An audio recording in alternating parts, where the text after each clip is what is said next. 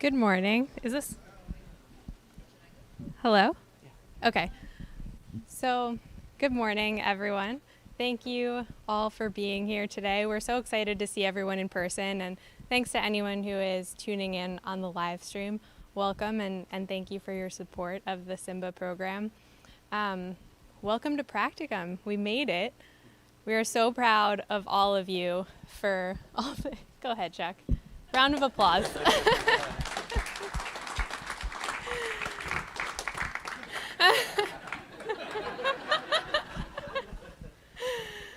We are so proud of the work that you've all put in throughout the entire year and throughout the projects this summer. We're so excited to see what you've come up with. And I will turn it over to Joe, who has really been there for all of you through all of this practicum process. Thank you, Caroline. I just want to echo a little bit what Caroline said. I'm really most excited, number one, about seeing all your faces, and the rest of you too, because from the neck down, this is really, I've only seen you from the neck up for 9 months, and so it's good to see you, good to have you here. I've listened to you talk about your practicum projects for about 4 or 5 months now, and I'm very excited to hear the level of creativity and innovation. This is an important day, and today and tomorrow are important days for you.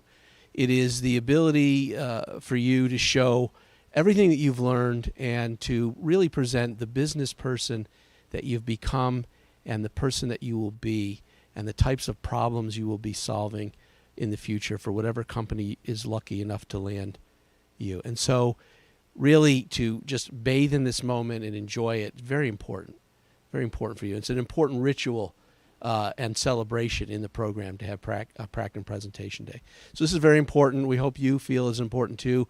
We hope you enjoy it. We hope you relax, have fun, enjoy your presentations, and support your colleagues as well. As you know, we'll have a bunch of presentations from some really fascinating companies who are working on some really interesting problems for the world, for the planet, for the community. We'll go through about half of these projects today, obviously, and the other half tomorrow. So we're very excited to get started. Here are the goals, as you know, for Practicum. One is to really show your in-depth knowledge and direct experience. So all the things that you've learned academically, all the things that you've learned on paper, theoretically, this is the opportunity for you to actually show how you put them into practice, how you use them as skills, and how you become a great problem solver. So again, theoretical training and practical application, very important part of why we do this. It's not simply enough to sit in a classroom. This is MBAs are unique type of programs. We're not building academic people by getting an advanced degree. We're building business people, a little different. So the practical application part is extremely important as we go through this program. And again, really to be able to focus on important issues of sustainability and entrepreneurship. And as I said earlier, creativity, very important. You'll be discussing, as you know, in your presentations, the company background. What does this company do? What are their problems? What problem are they trying to solve? What purpose and focus is your practicum in helping them solve a particular problem? What goals did you have for your project? And then you'll be describing the work that you did very briefly. More importantly, though, what I'm fascinated by, and I've told a lot of you this over the last few months, what are you recommending? What are the results? What are the hard business suggestions, problem solving, solutions are you recommending for that company? That's where it really comes down to. Everything else kind of just leads up to that. That's the really important part that we'll see today. You'll each present for about 15 minutes. We'll have about 5 minutes of questions and comments. The feedback, Stu, and I'm going to ask you this, is this feedback meaning back, not feedback and forth? No, it's very much discussion. So we will have a discussion. So when we talked in May, when you presented in May, obviously you were supposed to sit on your hands and just nod your head. Today we'll be able to interact a little more as we get feedback from your colleagues here in the cohort, but also some of our Practicum host people who will be present. And again, 5 minutes of that, comments and questions. Chatham House rules. We've all signed non-disclosure agreements, but we like to kind of pepper it a little with a Chatham House rule, which is When a meeting or part thereof is under the Chatham House rule, participants are free to use the information received, but neither the identity nor the affiliation of the speakers nor that of any other participant may be revealed. That is just a fancy way of saying the Las Vegas rule, right? Which is what is said in Las Vegas, or what is said in Culkin stays in Culkin, really. It's a Culkin rule. So we'll just kind of respect each other in that way.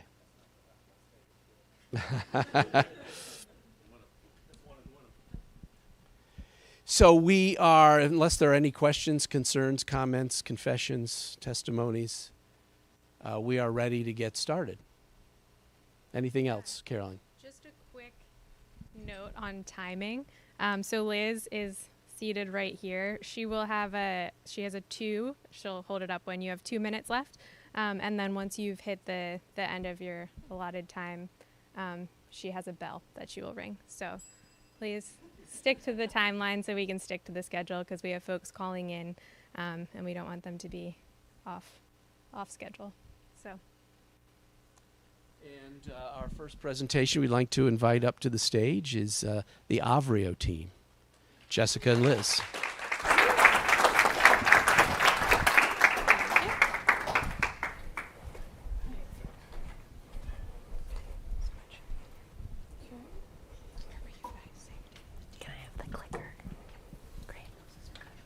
Oh boy, I got a microphone. You guys better watch out. Oh, I can pull it up. Okay.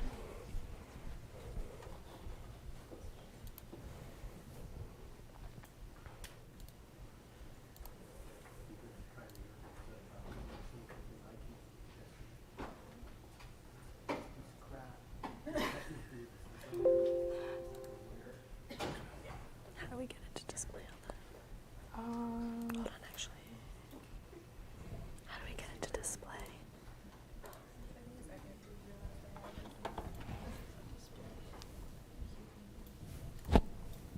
Oh, perfect. Okay. Good morning. We're Team Avrio. And this morning, we're going to introduce Avrio footwear. We're going to go over our purpose and focus of our practicum, our project guidelines and objectives, our description of work.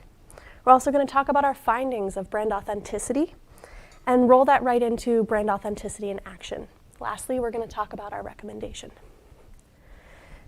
Avrio is a sustainable footwear brand built on the pillars of collaboration, eco-innovation, and transparency. Avrio designs and manufactures shoes with plans to expand into apparel and other eco-related products. They incorporate bio and recycled materials that are engineered for clean construction and deconstruction. Avrio seeks to make tomorrow beautiful by reimagining the traditional linear production and consumption models within the fashion industry, transforming them into circular economies that serve to eliminate waste and reduce our impact on the natural world.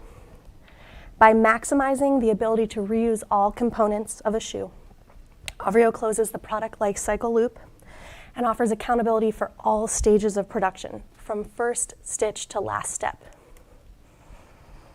Some of the most successful and iconic brands today in the world are also the most trusted.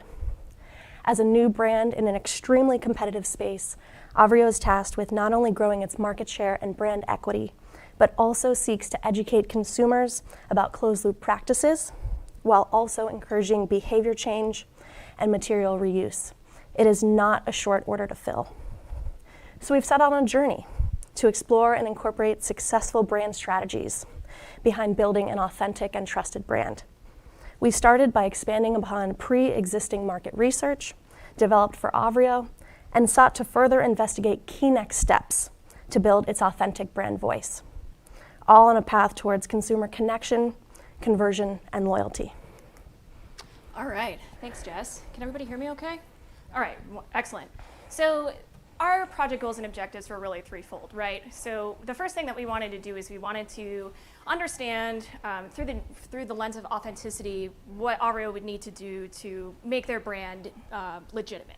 So what do customers perceive? What do they need? And what does Avrio need to do in order to make that possible? Then what we needed to do was to look at, okay, so we know what those qualities are, but now we need to figure out, all right, how are we going to be a good steward of the brand? What does that look like?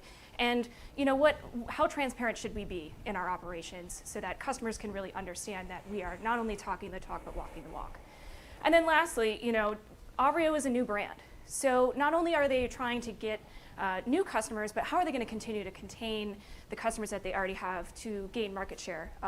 As we'll get into in a minute, the shoe market is very, very competitive. So what are we going to do to make that possible? So really our description of work is 4 different things. We investigated current market activity and consumer behavior. So we really looked at it holistically through 2 different kind of approaches, one from the viewpoint of the customer and one from the viewpoint of the market.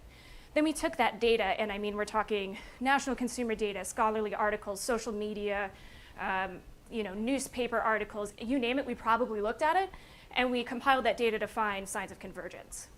Then what we did was we took that and we actually applied it to brands that are already currently existing to verify that the theories that we found were actually out in the wild. And then we made our recommendations from there for Avrio. So as Liz mentioned, we started by looking at current market trends. I'm going to go over a few of those examples here. Online shoe sales in the US is a $20.9 billion industry that has seen 11% growth in revenues over the last 5 years and through COVID. Growth is correlated with an increase in accessibility to mobile internet connections, an increase in disposable income, and an increase in customer-friendly practices by online retailers. Revenues industry-wide are expected to continue growing at an average annual rate of 6.5% through 2025. However, it's likely that new competitors will enter the space, such as Avrio, and this will lead to slower growth from individual firms. The top 3 players in the industry include Amazon, Nike, and Foot Locker, and a significant portion of growth can be contributed to Zappos.com, which was acquired by Amazon in 2009. And they remain an influential leader. So growth by this firm is largely credited to its business model, which focuses on building loyalty through customer satisfaction. As we know, loyalty and customer satisfaction is an extremely valuable asset, especially in the highly competitive space of e-commerce. And this is in part due to the high cost of attracting new customers, which can be 20 to 40% higher for online retailers. We'll discuss the attributes of authenticity in just a moment as we talk about them in a foundation of loyalty and satisfaction. So next, we compiled a comp set, to analyze. We completed a comp set analysis to glean lessons from others in the market with the goal of uncovering successful strategies and identifying areas where we can intervene in the system and drive consumers to Avrio. Previous market research looked at a comp set that was much broader. It included large players in the game, mature stage companies, think the Adidas and the Nikes of the world. Instead, we wanted to investigate a more narrow comp set. This included sustainable footwear brands that are direct to consumer, that are e-commerce based. And we wanted to understand what they were doing well and what strategies could be applied to the brand. Our report goes into more depth and includes specific recommendations in this area. And while we feel this work lays the foundation for our understanding, today we're going to focus on the meat and potatoes, which is brand authenticity. Authenticity describes genuineness, innocence, and honesty in a brand, as well as its values. Consumers often look for authenticity cues to differentiate between instances of inauthenticity in the market, as well as an increase in homogeneous and like products. Brand authenticity really does impact consumer trust in an organization and is a major contributor to overall livelihood of a brand. For Avrio, especially as a new brand, it's important for the company to create a trusting relationship with its target consumers from the start in order to grow its brand and build loyalty. The key component to building loyalty is signaling proper cues. Next, we'll look at those in more detail. So first, we have heritage. This utilizes historical brand artifacts from a brand's past and brings them into modern contexts. It also uses a brand's longevity and consistency over time. Originality is all about a brand's uniqueness, how it differentiates itself. Sincerity is a dimension of how a brand is rooted in its values and what it originally stands for. One challenge for Avrio to consider is how to bring dimensions of heritage into its marketing as a new established brand, given this lack of heritage. Evidence indicates that it's more challenging for consumers to assess authenticity of newer brands given this lack of history, but that it's not as important as it once was. And so because of this, there are strategies to combat that for newer brands and to supplement with additional dimensions. We can see those listed here at the bottom of the screen.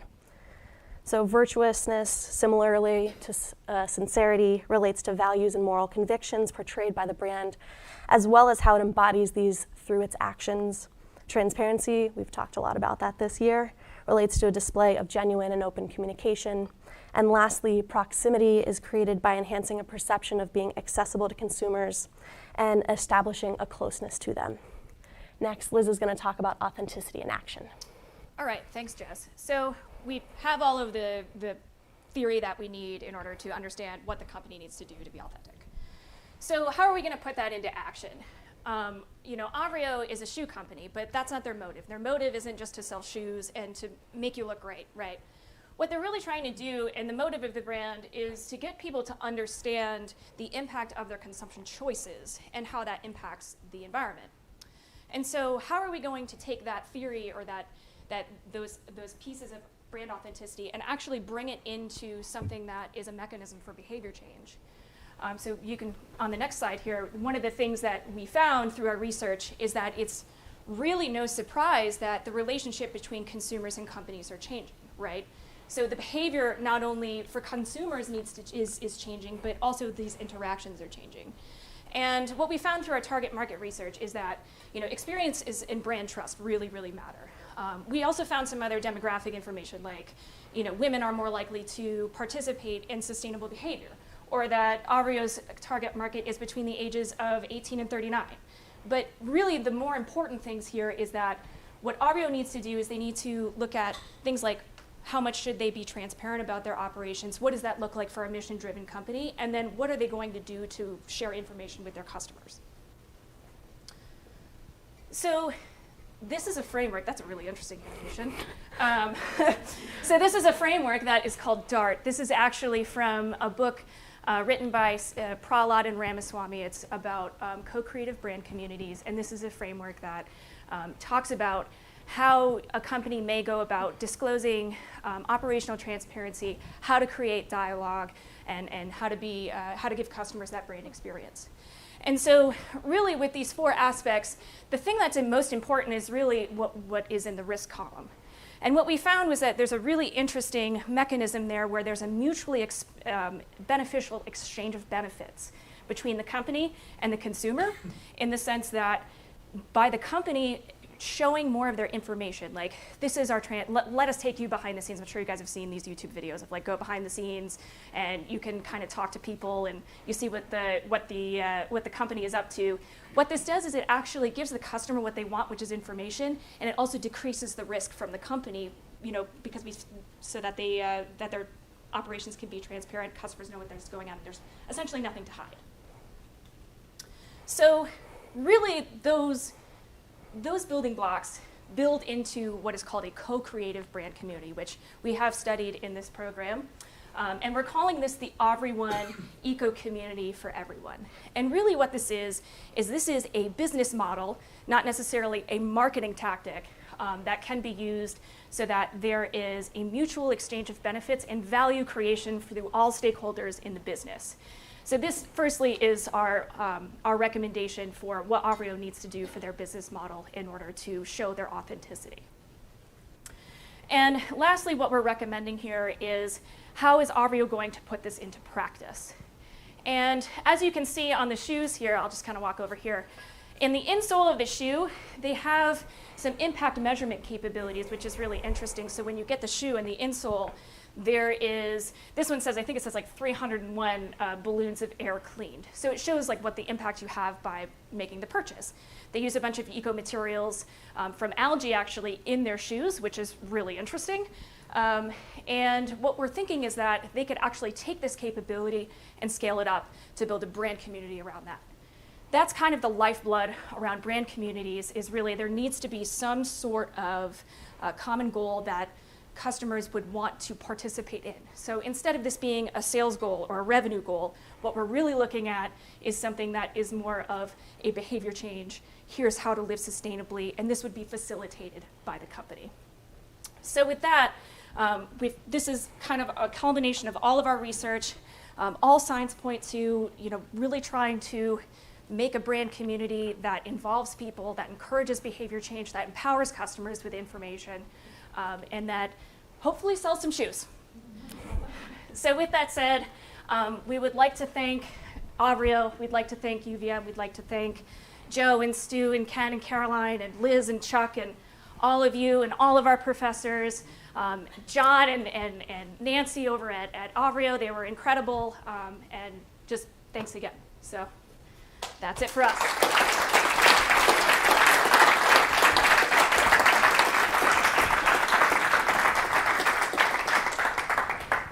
I think John is on, right? Yeah, he is. He has a question. Yeah.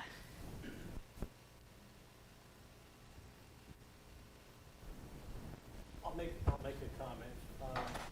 My perception is that the demographic that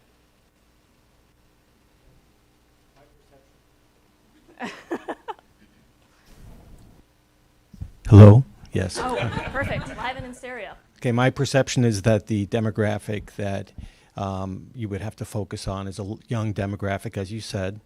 And I think that if you could leverage, I'll call it the interesting, conspicuous social justice display through the right type of marketing, that might be the way to really get this brand to take off.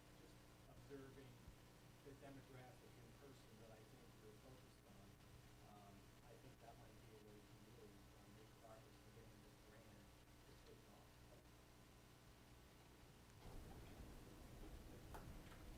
Yeah. Yes, Anna. Sorry. We should do this Oprah style.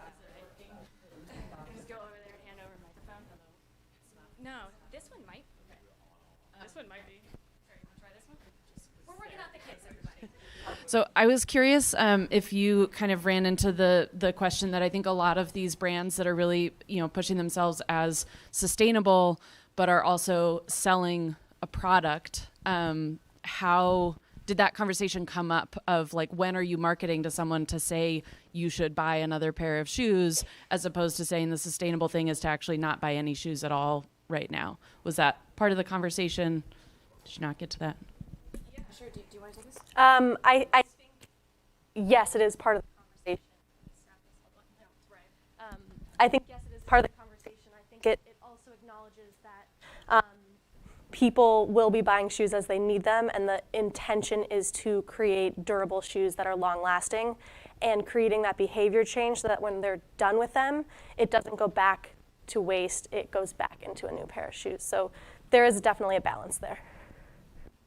Aiden. Yeah, I had a thought about Allbirds and Avreo. It seems like the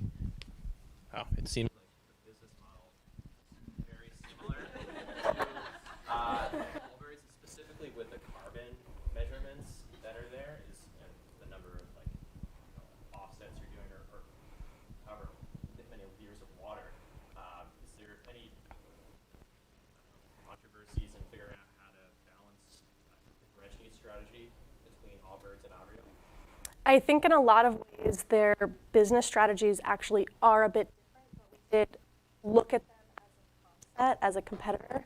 And I think, with Allbirds and also with Rothy's, they're really working towards creating a whole industry where there's connectivity to transparency. And Allbirds, what they're really doing is they're working on impacts that are transparent, that can be utilized across the industry. So I think there are ways that we can work with other competitors to really push forward this idea. Yeah, and to add, I think this is not a perfect system, right? Like as we saw in our LCA debate during Doopy's class, like, it's not a perfect system. There's definitely many different ways to skin a cat, but I think it is an interesting sentiment to think about. Okay, well, if we do have an impact strategy, some kind of measurement capabilities, how could that be mitigated if we do something that maybe isn't kosher? And that's a very valid thought. That's good insight. All right. Yeah, Stu. So we talked about this a bit, during the project. Yeah. That some of the other players, the Rothy's and Allbirds and so forth, are clearly in this space, but they also have a much simpler sort of proposition that they put forward, mostly around kind of the recycling of a single material. Whereas this is much more complex, right? That it's kind of an upcycle of a lot of different materials.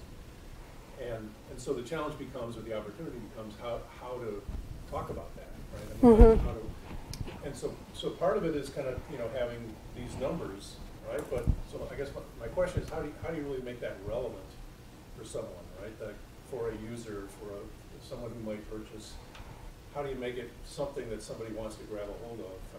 I mean, numbers are great, but what do they mean, right? It becomes part of how do you identify with it? It becomes part of the question. So what's the sustainable value proposition that Avrio puts forward that makes it different from the others? Sure. Yeah, I can definitely speak to that. So this is in our report, but we really go into depth about co-creative brand communities as a way to facilitate behavior change. And so what we do is we really talk about. Oh, that's time. Can I finish? Can I finish? Okay, because this is really exciting. What we did was we wanted to understand, because that was our thought too. Is okay. So if somebody's new to circular footwear, what does that even mean?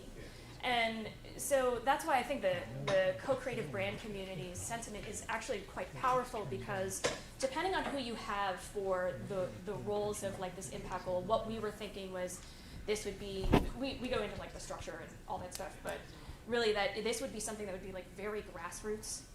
That would be you would have some kind of brand ambassador, or what we were calling them was impact hosts, that would be facilitating some type of sustainable event that would, whether that be litter cleanup, or maybe that is writing your congressman, or something like that, some sort of under the umbrella of sustainability, to really get people excited about what Avrio stands for without really asking for a purchase. So really there's customers out there, and we found evidence that with brand communities, people want to attend a brand community because they're actually looking for information. And that's really a key motive of being a part of it, rather than I just want to do something because it's cool. And what we did was, one of the brands we actually looked at was Peloton, was one of them, because that's also has behavior change with people who want to lose weight, and how maybe, or they want to get fit or exercise, and how that structure with information really kind of helps with that behavior change, because it's very, very similar in the sense that maybe you're new to something and you want to learn more about it, and then you subscribe or whatever. So that's how we kind of looked at the brand community, was taking something like that apart that had a behavior change element and applied it to Avrio. It's in the report, but that's really it's not necessarily the shoes. It's really more the community that's the sustainable value proposition, in the sense that we're not experts on sustainability, or maybe we are, but we're going to learn together, and this is a process that we must do together. And it's the impact you try to have on the group. Yes. One last question. Yeah. Is there an example? Did you look at sort of purposeful brands outside of the shoe space? Yes. Might kind of be prime examples of that kind of approach. Yeah. Interestingly enough, when we were looking at, we actually looked at a lot of brands outside the industry. So for brand communities, Peloton was the kind of the clear going away choice. I mean, they're just trending and they're red hot right now, and Dart is kind of the building blocks of their brand. But one of the other brands that we looked at that's a great steward, and really does a good job with their information transparency, and really is cognizant about what you put in your body and that kind of thing, was Tom's of Maine. We looked at Tom's of Maine as a toothpaste company. They're owned by Colgate-Palmolive. They do toothpaste and deodorant and all kinds of personal products. But because they were so transparent about their information and that they really had this wholesome image, that they really respond to their customers, they're actually the #1 selling kids toothpaste in America.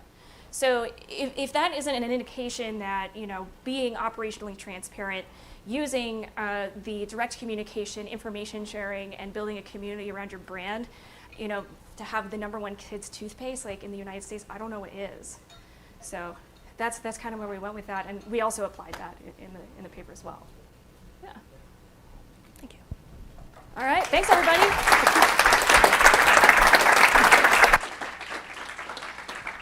Do you want this?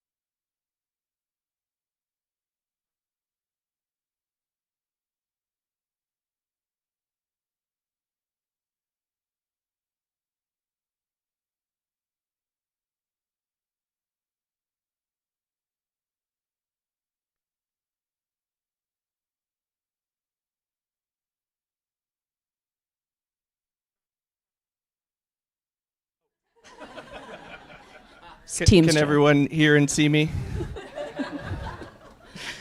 Hello, everyone, and welcome. Thank you all for being here. My name is Kevin, and I have here with me Leonard and Anna. And our Practicum project was with Resonance, assisting in the development of what is currently and internally known as Resonance University. So today's agenda, we're going to give you a brief introduction to Resonance. Then we're going to give you the problem background along with project goals and objectives. Then we're going to walk you through what we've been up to this summer, which was a successful launch of the first version of Resonance University. Then we're going to take a look forward and offer some of our recommendations at future iterations of Resonance University. And then we'll leave you with some concluding remarks. Is there someone from Residence that's with us, or? Bethany is on the phone, probably. Yep. Yes. Teams do that. In general, if there is someone either here or please do introduce yourself. Sure. Okay. Yep. Bethany Brown is on the phone with us today. And yeah, so Resonance works in the international development field, solving wicked problems through partnerships. The company works through two primary channels, public sector contracts like USAID and private sector contracts like PepsiCo and Unilever. And the company is headquartered here in Burlington, Vermont, with outside offices in Seattle and Washington, D.C.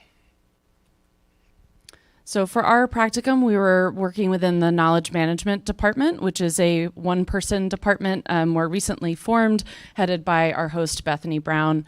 And so knowledge management is really kind of the library of resonance. It's a place that collects and catalogs information from past projects, but is also a place that develops learning opportunities and materials. And that's the part of the project that we were really kind of focused on. And that's what brought Resonance University to life. So our problem that we were looking at was how can Resonance create an integrated program of engaging and timely internal trainings and learning opportunities. When we first kind of looked at this, we had framed it looking equally at the internal and potentially an external side of this problem. And internally, we were focusing on how to maximize knowledge and expertise. Externally, we were looking at furthering Resonance's mission through these kind of external offerings that they could do. And as we got going, we honed in on slightly different parts of this. So internally, we realized that the leverage point was really about systems. How can we create systems that facilitate learning, that are accessible to staff at Resonance, and that make it so that Bethany can kind of remove herself from every little piece of this and hand over ownership and really engage other staff at Resonance. And then if we think about the external side, we got kind of hung up on this idea of unique knowledge. So there are a lot of different players in the international development field. How can we hone in on what is unique about the work that Resonance is doing, and how can that be seen as kind of a foundation for what they're offering as a potential external product? Yeah, so can people hear me here too? Yeah. Okay, great. Resonance University 1.0, ResU 1.0 is we see it more as a minimally viable product. It's designed to elicit feedback, and to serve as a foundation for future iterations of ResU. Sorry. So, to bring about a successful launch, we really wanted to focus on two areas. The first was integration, which I'll talk about in a moment, and as well as building a common framework to serve as this foundation. So you can move on to the next one here. So before we started, Bethany, our Practicum host, organized an internal survey which demonstrated 4 key needs that triangulated kind of needs that both employees had and the company. So the first was labs, which is this internal methodology for building market-led solutions. There's also project management, and then there's design and innovation, as well as partnerships. This is the bread and butter kind of thing of Resonance. There's also operations and contracts, which is, so the, we wanted to integrate Resonance, ResU, into the current operations of what's going on right now. So for new employees, that means integrating ResU into onboarding. And for veteran employees, that means integrating into contracts that we already have with clients. So if that means if someone's working on a new need, they need to train in that need. So we also wanted to focus on the self-stated core values of Resonance, as well as the competitive advantages of the company that we've identified. And so that means that we're,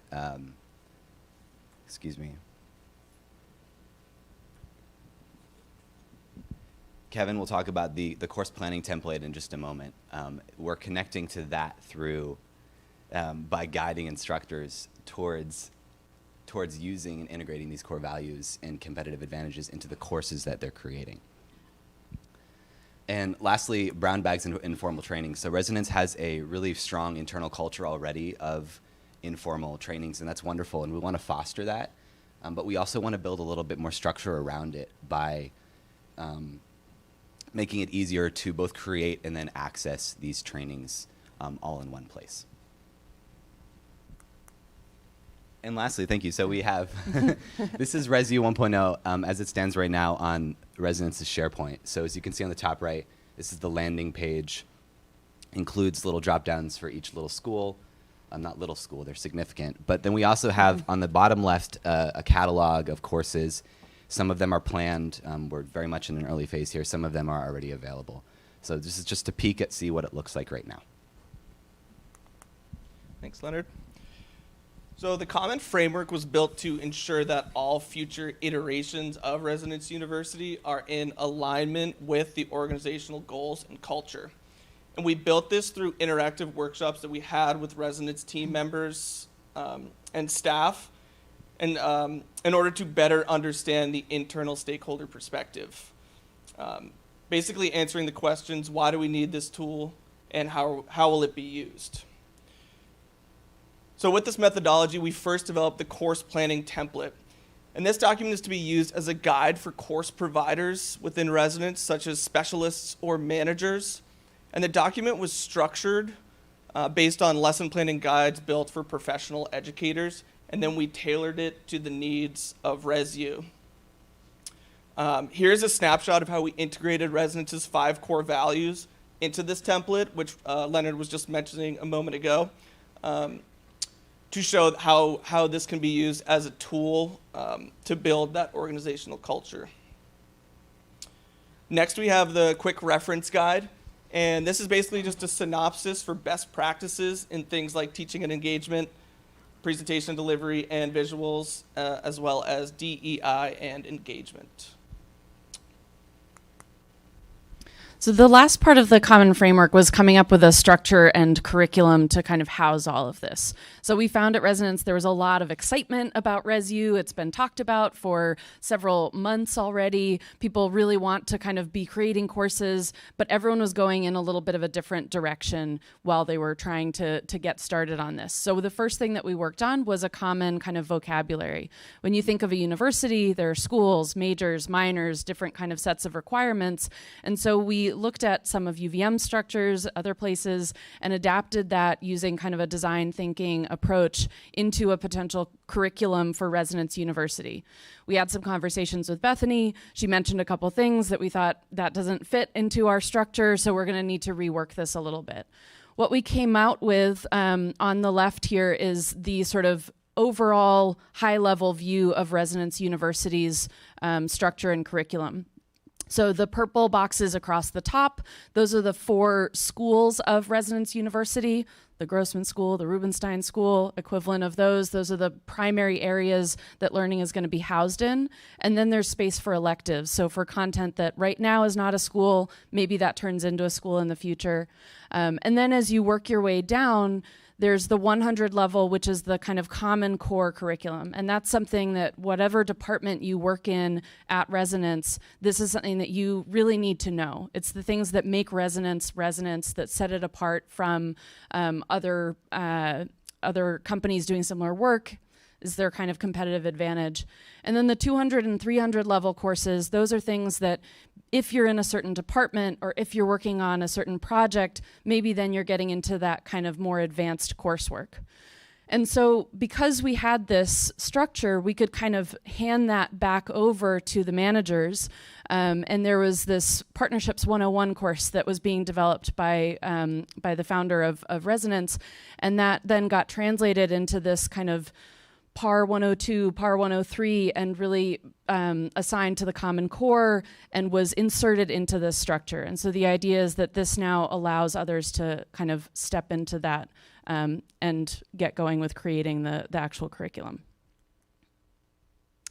So that was ResU 1.0. It's live, it's launched. Resonance employees are in there, they're playing around with it. And then ResU 2.0 is looking ahead about a year's time and thinking about, now that we've seen how it's used, how can it kind of become more formalized and move into a kind of final structure.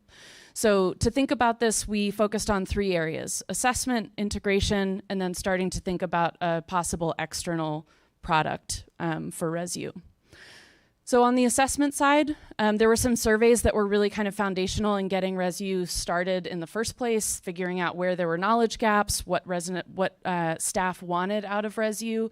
And so seeing those as year-over-year comparison points and measuring, those knowledge gaps that were initially, the percentage of employees who said, we don't actually feel comfortable talking about partnerships, how has that changed? Within the structure of the courses, providing opportunities for feedback so that in our course template, we ask instructors to identify learning objectives, making sure that we're asking, has that course actually led students to meet those learning objectives? What are they getting out of those individual courses? Data collection, thinking kind of creatively about this. SharePoint has a lot of built-in analytics, looking at how much time are people spending on that site. What are they downloading? What resources are they using? What parts of that are they totally ignoring? And how can we learn about the user experience from that? And then this one, I think, is really important, but definitely much more difficult to kind of track in terms of data. So looking at how can something like ResU be tied to a bigger question of employee retention? How can we look at job satisfaction, how employees are feeling about their ability to progress within the company? And so how can we start to think about what data, what analytics, what survey questions might we have that will allow knowledge management staff to kind of track the progress of ResU in that way? So we believe that it is important that ResU is integrated into all things resonance. But for this next 2.0 version, we broke it down into these key arenas. So first, by integrating ResU into job descriptions, it can give external applicants a better idea of the purpose of ResU, along with the reasons of how Resonance values teaching and engagement, which makes it a more attractive opportunity. It can help internal employees get a baseline understanding of how courses can help in their own professional development, as well as offer a roadmap for future career advancements internally. It can help identify managers who will be significant in the process of course developments, as well as clearly display any expectations of how an employee time should be spent, and which can really help secure those billability targets that we discussed as well. Next, we have employee performance reviews. So by integrating here, ResU invites employees to reflect on learning that they've experienced and ways that they'd like to further develop. And also, if there is an existing or ongoing issue with a current employee, ResU offers a strategy to address that by providing a course that can build capacity. Next, we have project proposals and operations. So here, if a staff member is taking on a new contract, we want to allow for project-specific learning. And specific courses can be provided in these instances, as well as team formation. So for example, one will have to take certain courses to be considered as an applicant on a certain team. And then lastly, with client feedback, we of course wanted to include a space so that all stakeholder voices are heard, and this product is co-created and promotes a shared value in a way that guides further development of the Resonance University courses and curriculum.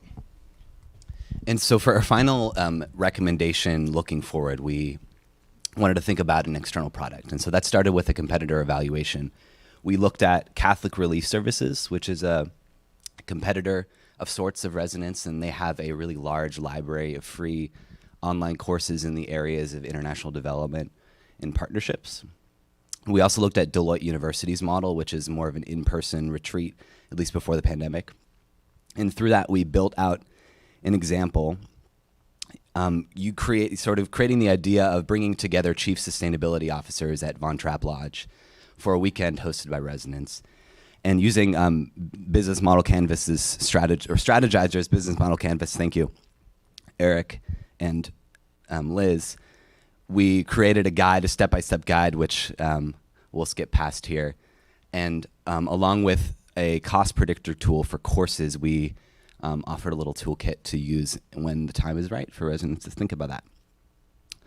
So lastly, we, in the last couple of weeks, have talked about our project kind of as a series of moving trains. We jumped on with Bethany when she already had a project underway to implement a pretty large new process in a growing company with lots of existing processes and constraints. And so we really wanted our recommendation to reflect the reality of a company.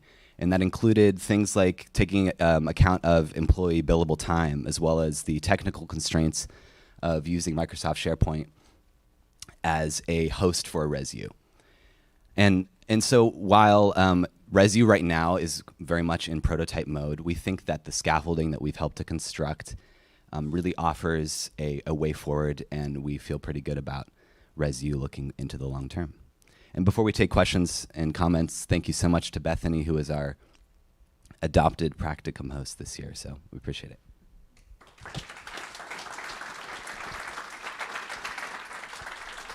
We'll just keep one.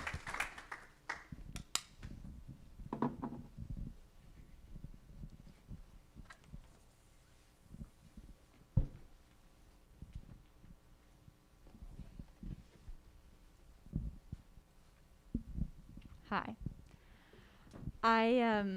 I'm compelled by this idea because it gives, as I understand it, employees access to greater knowledge to enhance their own skill set.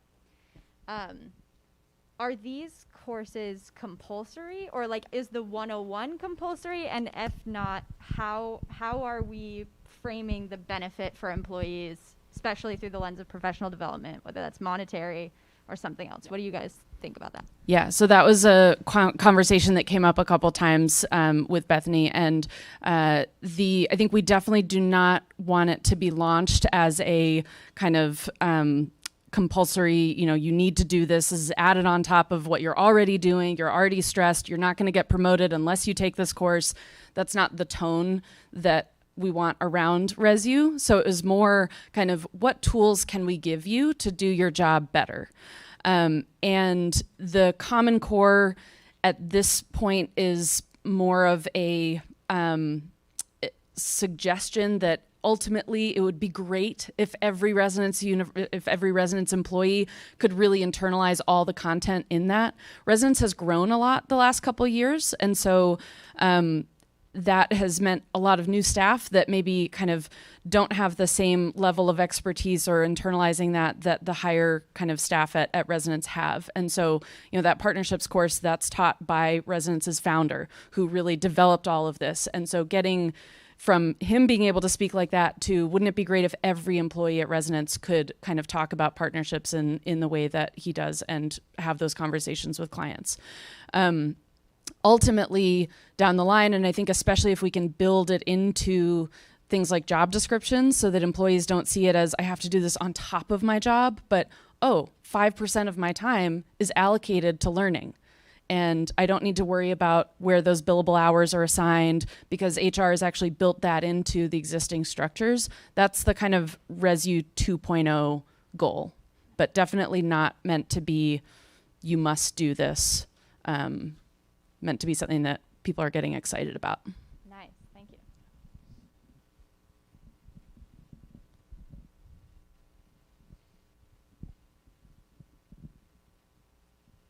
Joe. Did you do any work or thinking about A, what this would cost, or B, what the revenue opportunity was? Thank you. Yeah, so we do have some proprietary data or secret data, I should say, that is sort of the Share, please. just the price ranges or the salary ranges of employees at different levels. It was pretty easy to translate that into per hour. And then if we look at how long it takes to create a course, if it takes Steve, our CEO, 30 hours to make a 6-hour partnerships course, and then employees takes them 6 hours to take it. So you can pretty quickly calculate the cost without too much trouble. In terms of potential revenue, that's obviously a little more finicky numbers-wise. The goal, I think, is eventually to build capacity for Resonance, as we've talked maybe a little bit with you as well as with Srini, of kind of maybe climbing up the food chain a little bit, such that if every employee can speak about partnerships as eloquently as Steve can, that's going to do wonders for the contracts that residents are able to retain, and then the prices they're able to charge. And obviously it's a rising tide thing. So yeah. I think there's also, if you look at the kind of flip side, that if you don't invest in this kind of learning opportunity and employee expertise is not increasing and is maybe even kind of decreasing, and you can't manage the contracts that you have with the quality that you want, you're going to be losing revenue from that. So it's kind of, I think that was part of what, one of the things that came up in conversations early on. We had a meeting with several managers from different departments, and there was a question at the end that none of us that we all sort of caught, that was asking, to attend that 1 hour meeting, where should that be billed? And we didn't realize that that was how employees' time was really allocated, for specifically for some of the employees much more than others, but that was a big concern. And so that kind of shifted to us making sure that there was an element of our project that was thinking about talking about the cost, and that this is something that any time that they're taking up is money that they're not bringing in from clients potentially. Yeah. If Liz allows it.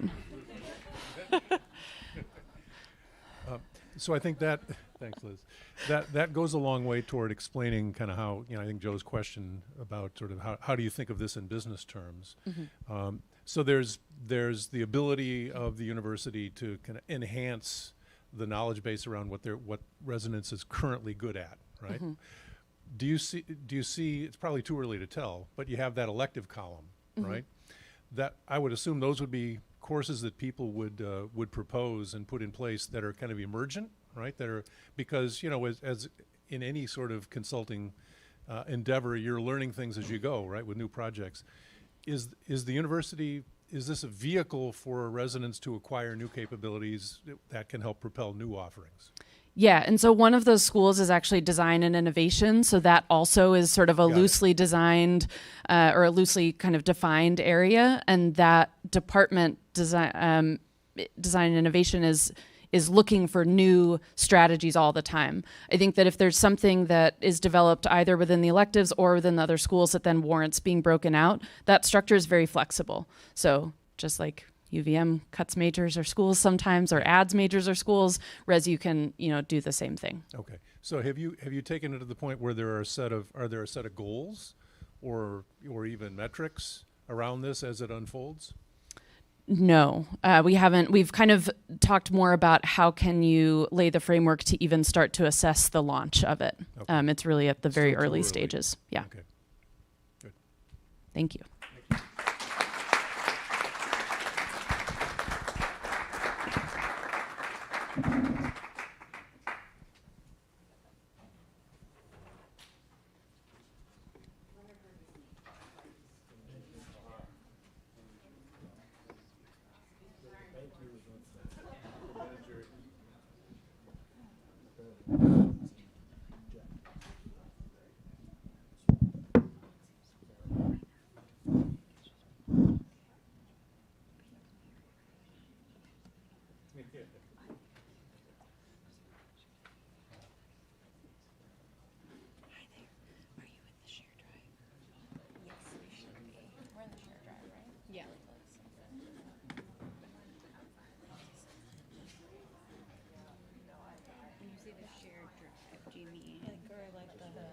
Yes, because I edited my slide this morning, so I know it's in there.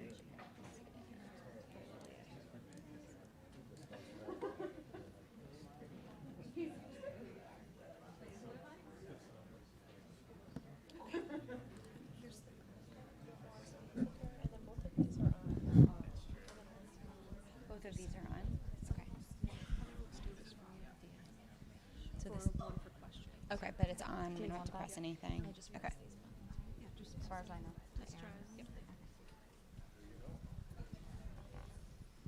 Hi, everyone. Good morning. Good morning. This is so exciting.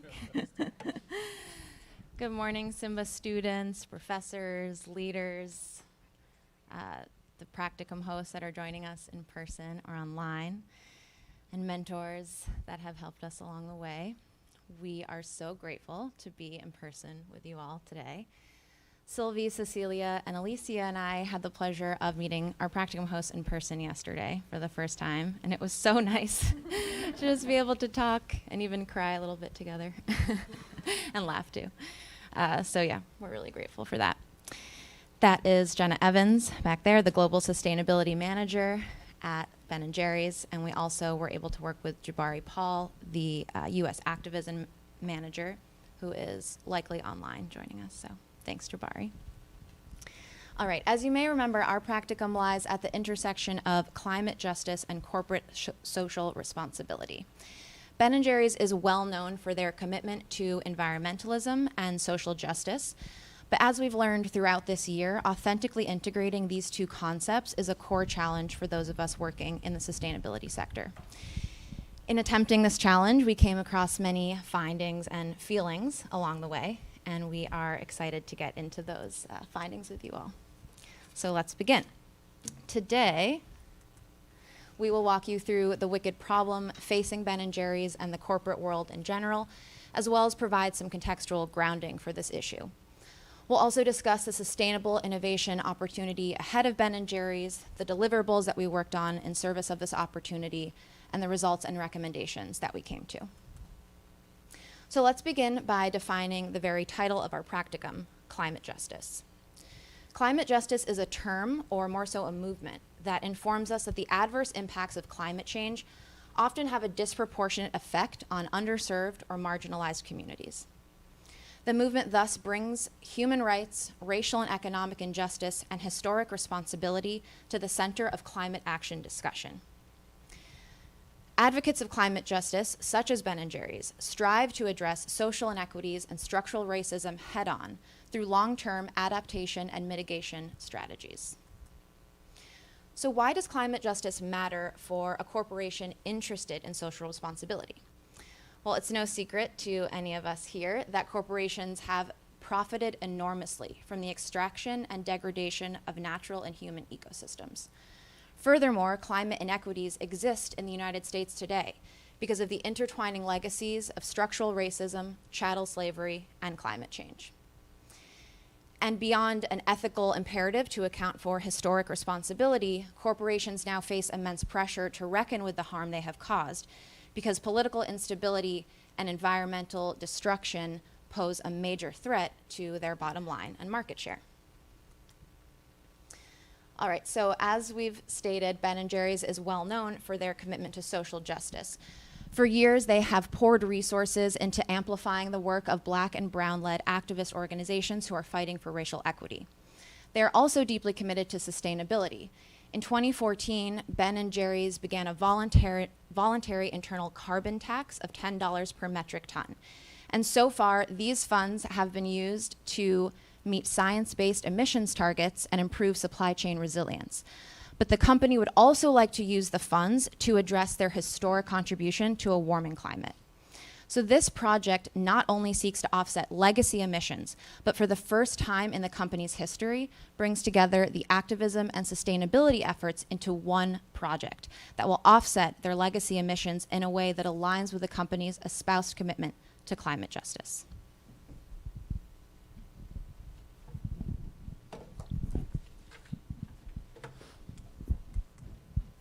Thanks, Melina. So it's clear to Ben & Jerry's that most sustainability initiatives do not address the social cost of climate change. Carbon offsets have taken off in the industry and gained a ton of popularity as a way for businesses to pay for the harmful environmental impacts of their operations. But often, carbon offsets do not have a permanent reduction of the carbon in the environment, nor do they address the social well-being of individuals.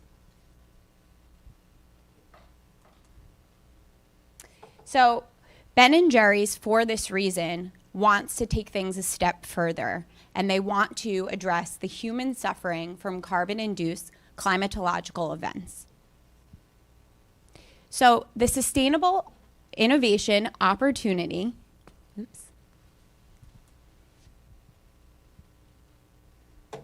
the sustainable innovation opportunity for Ben & Jerry's and for our team is to integrate climate justice into carbon offsetting by investing in carbon offset projects that have a social benefit for Black Americans in the United States that are most vulnerable to climate change.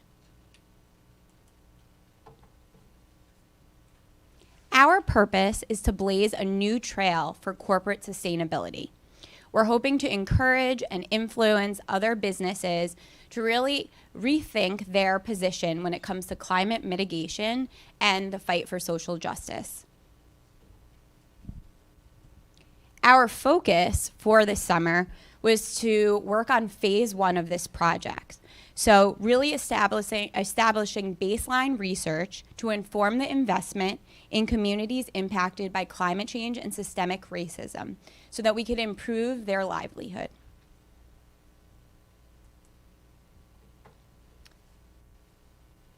The project scope this summer was for us to really initiate research. So we hope to address the following points while doing so. So number 1, explore where impacts of climate change and racial injustices are most pronounced in the United States. Number 2, identify most important benefits and needs for communities. 3, calculate Ben & Jerry's legacy admissions and offset budget. And lastly, research scope of opportunities for social impact carbon offset investments. So as you can imagine, this was a lot for the team. It was quite the undertaking, but we had a really great time doing it, and it was a great challenge. So in order to set ourselves up for success, we established the following goals for the summer. So number 1 was to explore where impacts of climate, thank you. To calculate investment budget through historical carbon accounting. Number 2, identify 4 target areas for carbon investment, which was one of the most challenging parts of the project. Number 3, create a report for each target area. And lastly, create a framework and materials for transparency and accountability so that the new team taking over the project development really understood the challenges we faced, obstacles, and just really understood the overall process so that when we handed off the project to them, it would be a smooth transition.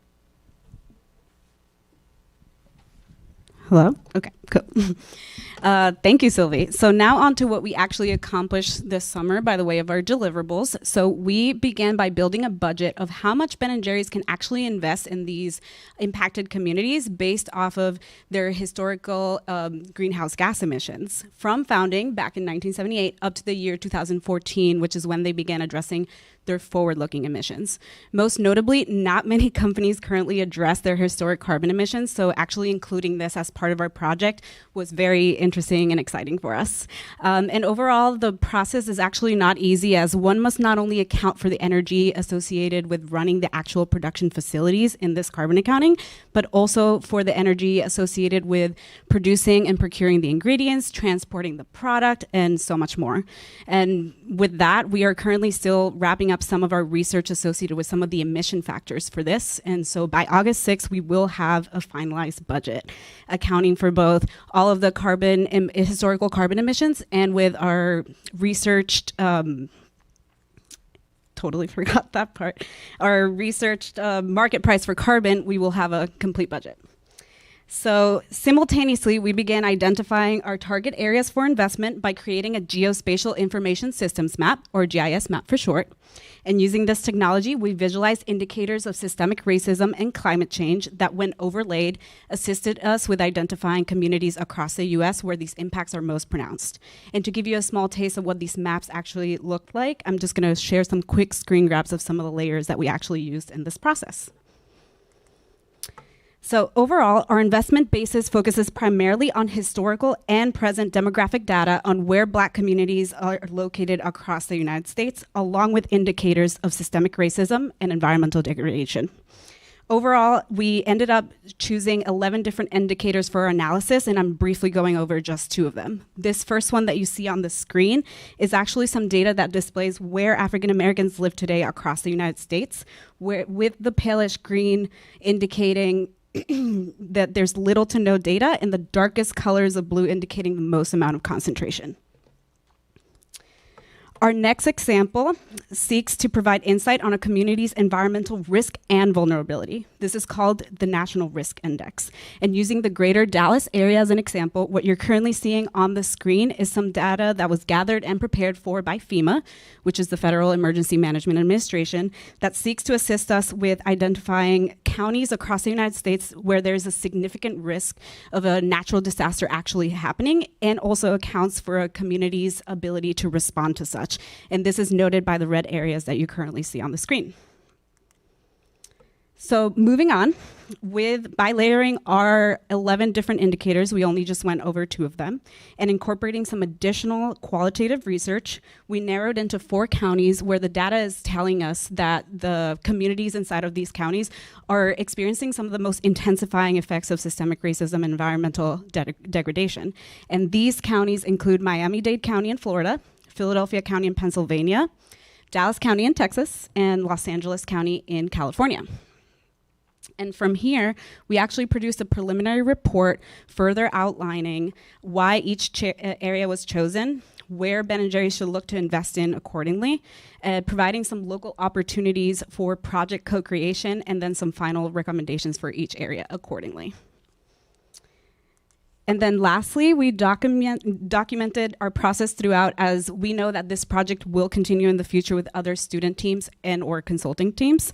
And so we wanted to make sure that we were leaving kind of a blueprint of what we did over the summer. So this took the form or shape of a blog post of sorts, where each week a given team member was tasked with creating kind of a personal account of what the work was conducted for that week. And now on to Seal. All set. Or maybe not. Can you hear me? Yeah, let's use this guy. Okay. So, in our research, we struggled with 3 key challenges. So, lack of lived experience. We recognize that none of us conducting this research has the critical lived experience of Black Americans, which really highlights the necessity of co-creation in designing the investment program we intend to ameliorate and beyond. There's really so much room for bias in conducting this research, but also an incredible opportunity to enact our beliefs through our work. And then scale versus additionality. You know, we navigated a strong tension in whether to prioritize the scale of our impact in terms of how many people we could benefit at one time, or through additionality, meaning making investments that provide a unique additional benefit not previously available to those communities. And finally, measuring pain. So by extension of this methodology that we chose, we were required to essentially measure and organize pain and harm associated with our GIS variables, which was incredibly challenging. As we hand off this work, we recognize that the project and the foundation of it is still unfolding. We know that carbon offset opportunities that have a localized social impact are incredibly hard to find within the current market, and that a predominantly white brand and corporation has a lot of room to grow in enacting their vision. But at this time, we also know that neither effort could be more essential. So let's talk a little bit about how we see Ben & Jerry's approaching this work. Looking at the sustainability uncertainty framework, we ask the following questions to determine how a business should respond to a prospective challenge. On the x-axis demand side, we ask, who cares about this issue and to what degree? On the y-axis supply side, we ask, is there a clear route to addressing this issue? So disseminating reparations for chattel slavery is a high-profile issue, and carbon offsetting's role in business best practices is still emerging. Both reparations and carbon offsetting are facing intense scrutiny from stakeholders as to their effectiveness and to the appropriate mode of delivery, which would position Ben & Jerry's actually in the game change position here. But we see them acting more in the lead design category, seen in our bottom left. So they're going beyond compliance onto the cutting edge, yet are still restricting themselves by operating within frameworks that impede their effort to make a meaningful, co-created investment program in Black communities. We see this by their conformity to the current verifiable offset market and to the lack of a formalized engagement process with Black leaders in the field throughout all phases of this project. So it's our opinion that they should transition into the game change position, where Ben & Jerry's can design this project with stakeholders but also retain engagement throughout the process as it's implemented, while also reconsidering the current offset limitations. Our recommendations aim to support that potential transition, growing progressively more radical. So we could get into this, but we're going to bypass this a little bit just for timing. We're starting small. We're talking about going through and asking for a comprehensive review of our work by a panel of Black experts and considering more cross-departmental collaboration. But next, and perhaps most importantly, we recommend leveraging co-creation by establishing a qualitative research arm of the project. We recognize that Ben & Jerry's has established their intent to take leadership from Black experts, and in this suggestion, we really merely aim to formalize that intent. Our curriculum highlights those stakeholders participating in co-creation required to generate value for themselves. Best practices notes giving them the opportunity to design and manage their own experiences can help identify and solve process problems while increasing effective commitment to the program. So we suggest starting by asking the populations what they need, moving forward to tailor carbon investments to those needs. We suggest alongside that developing a community panel to inform the investment process and siting. And then we also suggest enabling a point of connection between panelists and program participants in order to support direct communication and interaction with one another. And if we're aiming for co-creation, we really must bypass the interview attitude. This way, we're not just designing the project together, but we're also engaging throughout there and enabling Ben & Jerry's to operate as game changers. We have a couple more suggestions that push into the radical, but just due to timing, we'll save those for the report. So, Ben & Jerry's really considers themselves an aspiring social justice company that happens to make ice cream. And hopefully these suggestions can be a small part of seeing those aspirations come to fruition. Thank you for your attention. I'm actually excited to answer your questions if we have time.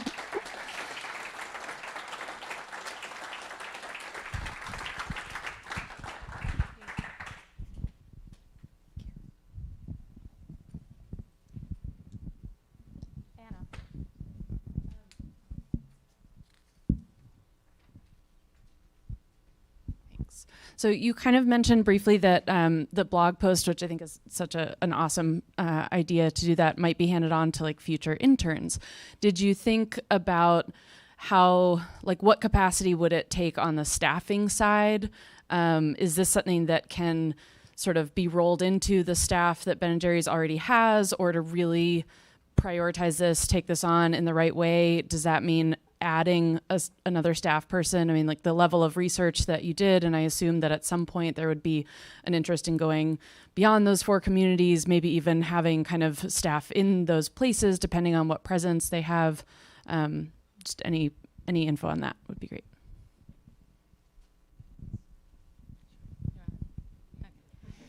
Cool.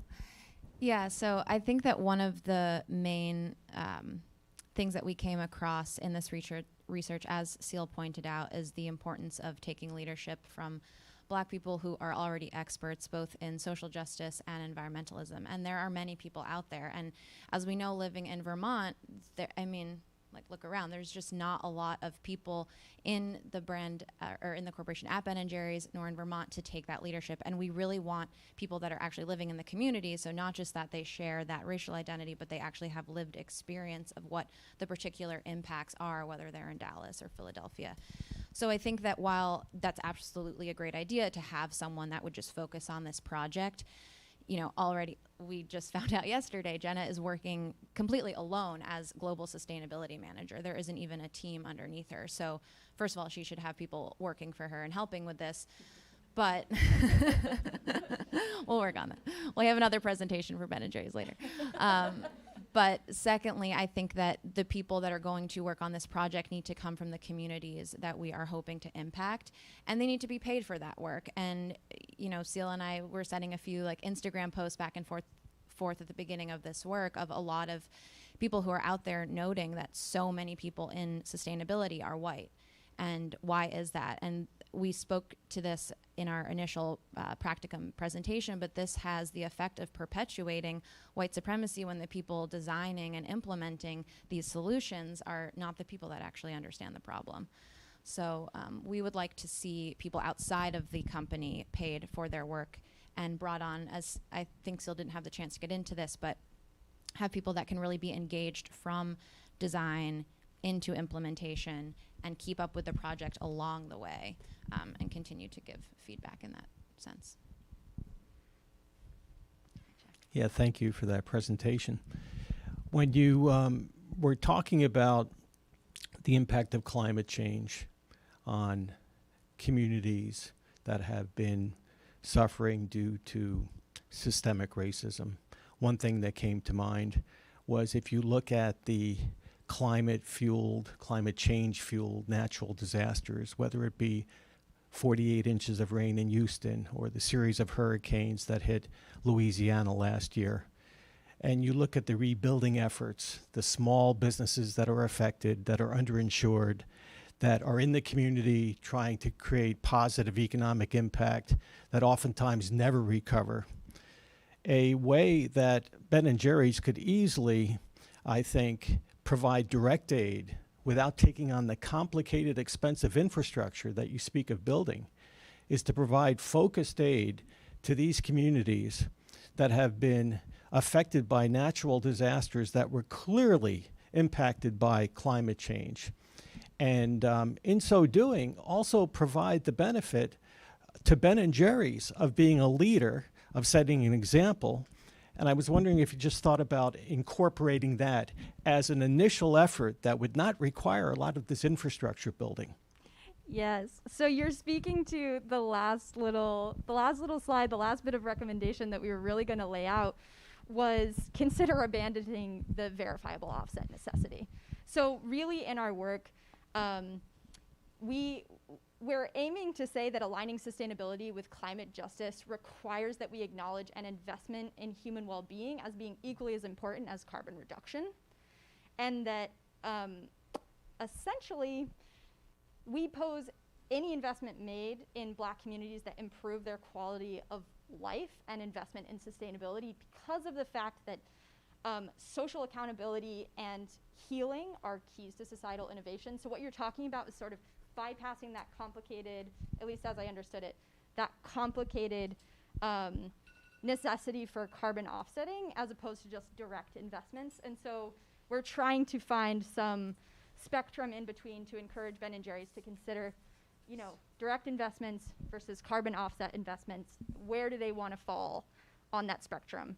Just encouraging a little bit of that reconsideration, but it's definitely on our minds. So a couple of questions. Do you and does the company see this primarily as a CSR initiative, which, you know, I think, Chuck, that would take it decidedly in the direct, and that's fine, right, if that's the direction, or as kind of an investment opportunity? Is question one. And question two is, as you zeroed in on these four communities, you know, and I mean, the scope of work, I think, was pretty daunting, right, that you've been engaged with. But as you zeroed in on them, and as you put forward the strategy for figuring out where there might be this kind of community investment, you spoke a lot about co-creation, you know, kind of becoming embedded in the communities, obviously very important. Those might be emergent, you know, kind of ventures that you're able to help co-create. But are there some already existing ventures in those communities that have the potential to scale and sequester carbon at the same time that can be invested in? So to answer your first question, if it's a CSR or investment. Or an investment, I would say it's more of a CSR activity. Ben & Jerry's does seek to do a lot of this commitment to racial justice is because they truly believe it's the right thing to do. They don't quite do it to put it on a fancy sustainability report or to sell more ice cream. They do it because that's what they consider. They're just, you know, wanting to be a social justice organization that happens to make ice cream. So at the end of the day, this initiative as it stands is not something they are currently sharing publicly, but they are moving forward with the development of such, and maybe at one day they can share it with their fans. But the idea is to do it because it's the right thing to do, not because they feel like they have to in order to look like a better sustainability company. To answer your other question, yes. However, the budget for investment it's not that Ben & Jerry's wants a return on investment or anything. They just have a budget that comes from historical carbon that was emitted in the past, and at this time, the way that they want to they have to offset it with something that certifies that there's a removal of oxygen from, it's the carbon from the environment. However, carbon offsets are very limiting as they stand now, and so the idea and the radical idea here was to focus on providing and seeking out those carbon offset opportunities that have that social impact additionality. However, as we all know, social impact is very, just like the industry itself, is very in the kind of baby steps. We don't really understand how to measure it correctly. It's hard to measure it to begin with. Measuring carbon from the verified carbon offsets perspective is also very hard. So we kind of see it as limiting. However, this is very much the first steps in this project. So we are encouraging Ben & Jerry's to look beyond the verifiable carbon offsets. And maybe in the meantime, as we constantly talk about providing Band-Aids, investing in the few available projects that are currently available, that could be something that can be done in the short term, but in the long term, why not change the game entirely and kind of rewrite what carbon offset additionality is? And that's what we would want to see Ben & Jerry's doing in the future. Thank you.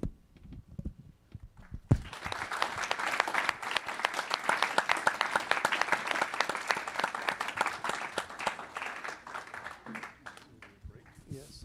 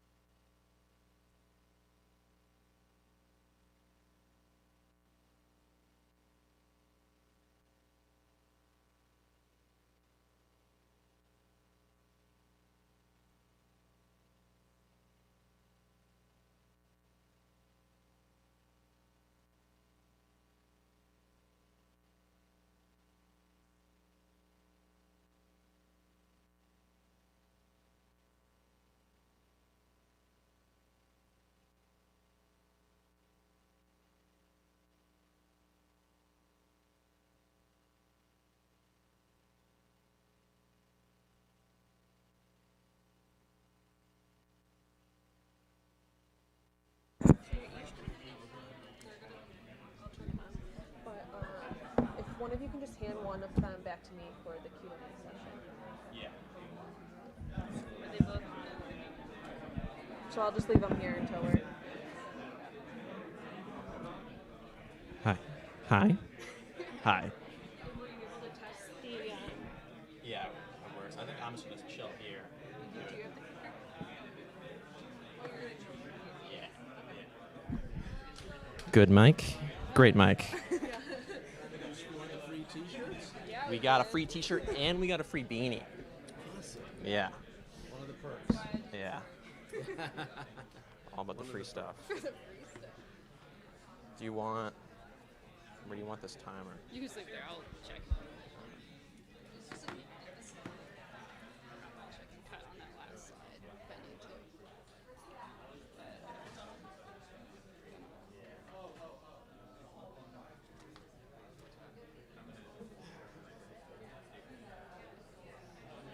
Yeah, I just don't want to stupid. Are you hosting?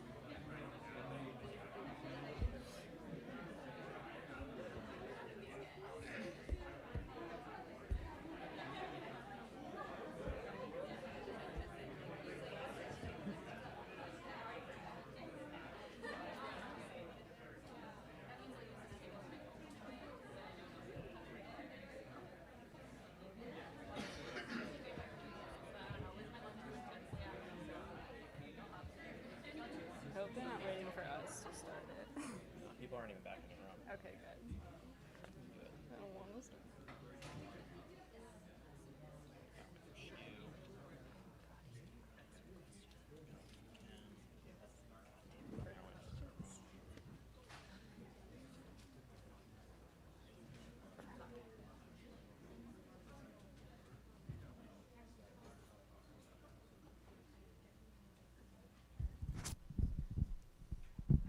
Are we good to go? Yeah. Okay. All right. Well, good morning, everyone. Thanks so much for being here. We're absolutely thrilled to have our hosts in person, Emily Foster and Colin Gott, two of the sustainability experts at Burton. I'm Aiden Breen. I'm here today with Sienna Gray, and together we are the Burton Snowboards Practicum project team. Let's get ready to rip. So, I'm going to give you a bit of a background on Burton, the purpose of our Practicum project, some of the results we uncovered, some recommendations for Burton, and some next steps to continue on after our project ends.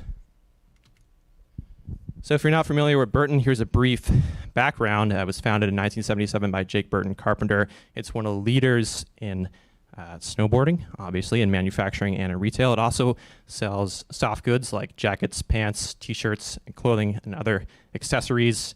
And it competes with big brands like Patagonia, the North Face, and REI, and also smaller little niche brands like Arbor and Jones Snowboards.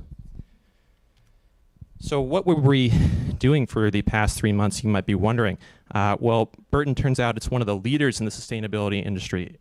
It's actually a B Corp. It's FLA, Fair Labor Association certified, and it even offers blue sign products. So it's really setting a model for competitors to follow in a pretty competitive space. It has a large multitude of initiatives in sustainability, but it needs to figure out how does it stack up against the competition in terms of its sustainability performance, as well as having shifting consumer preferences and initiatives that are always on the rise, and specifically the social and environmental movements. So we set out to set a equivalent comparison, an apples to apples comparison, one might say, to give Burton a benchmarking tool to compare itself. So in a nutshell, we were hoping to provide Burton with an easily accessible and comprehensive method to track competitors so Burton can maximize the effectiveness, innovation, awareness, and competitive advantage of its sustainability initiatives. All right. Oh, okay. So for our project goals, we wanted to determine where Burton stands in the industry and where it needs to go. So specifically, we wanted to identify where Burton currently stands among its competitors, but also where the entire industry stands in the sustainability arena. After that, we wanted to identify gaps between consumers' interests and Burton's efforts, and of course, recommendations to fill those gaps and allow Burton to push ahead of the pack in the sustainability arena. So the real heart of our project is this benchmarking tool. These are the 6 main components of it.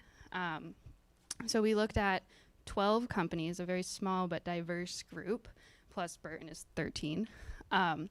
And we did 3 from the 4 different categories of direct, indirect, hard goods, so like snowboards, and then soft goods, so like the clothing section of it. After that, we created 32 ESG initiatives that we adjusted for both performance and goals.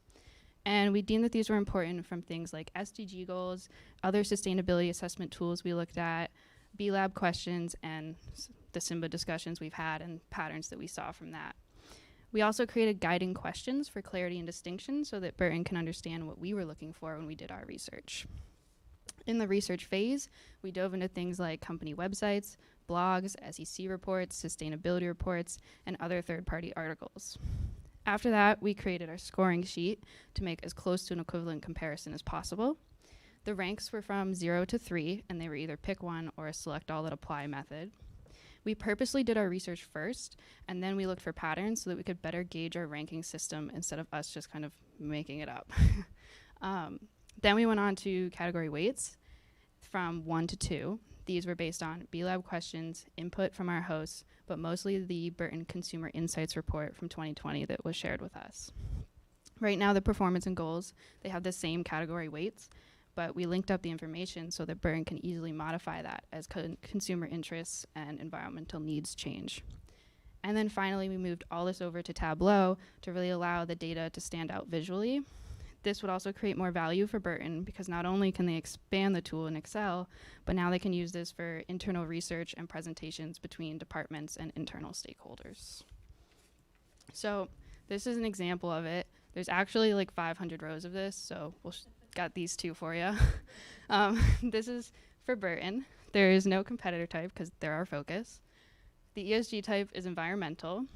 The initiative is, the umbrella term is circularity, but we split it up into 2 separate ones, lifespan and reusing materials and products. So then to show that distinction, we created these questions. Does the company extend the lifespan of its products? And do they conduct life cycle assessments on their products?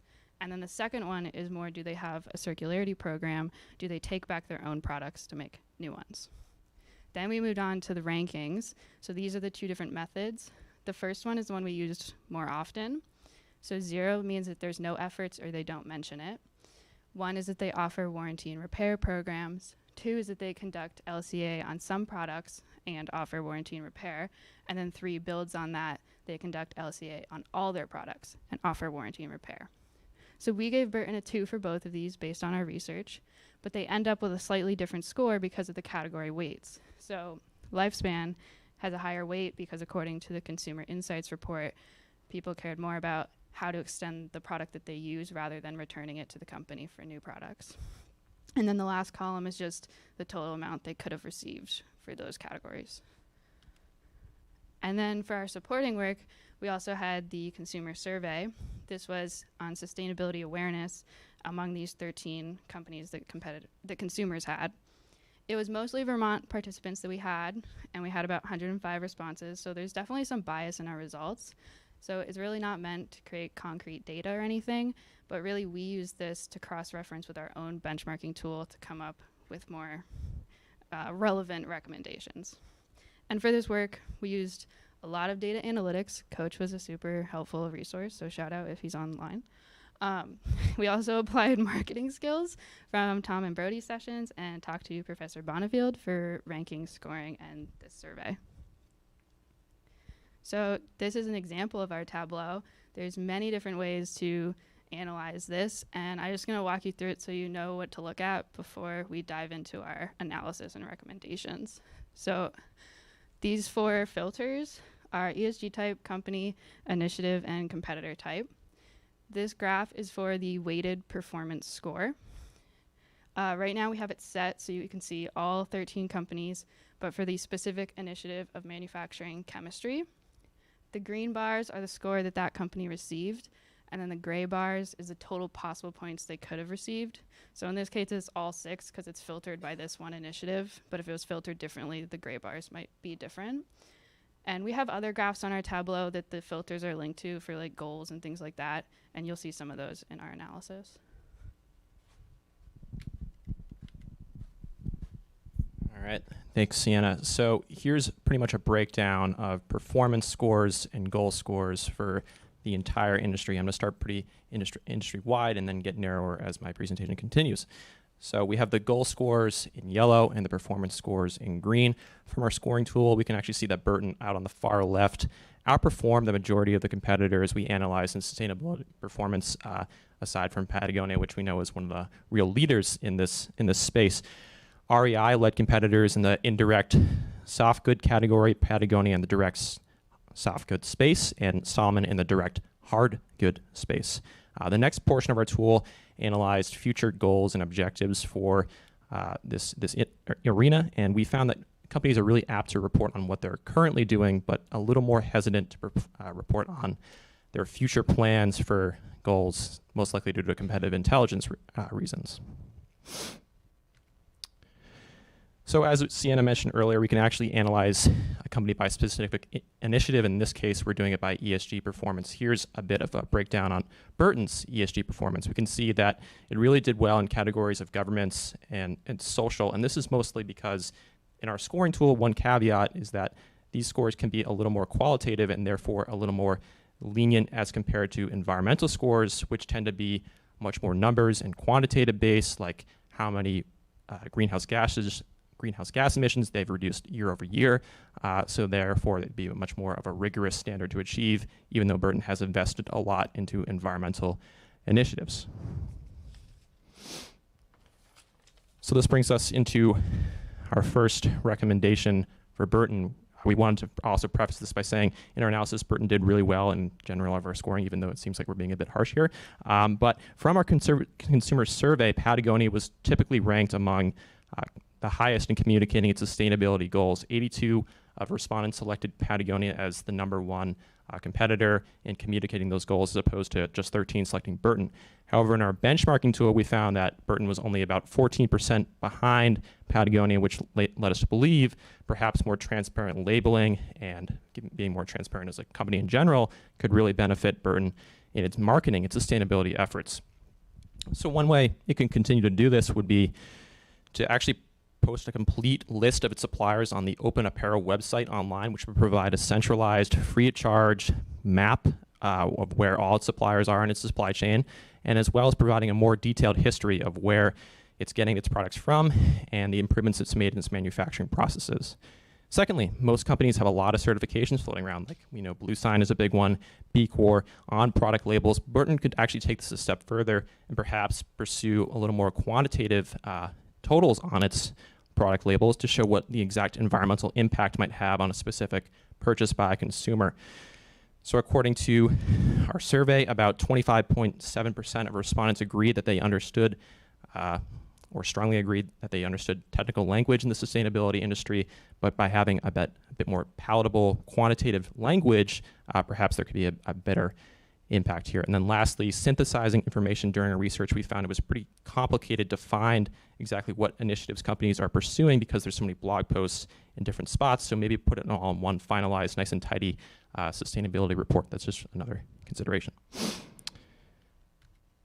And this brings us to our next recommendation for Burton, which is start to look at the non-greenhouse gas emissions goals and tie them into fair and ethical labor practices like providing a living wage for workers. So we can see here that there's a lot of gray in this graph, which means that there's a lot of room for improvement.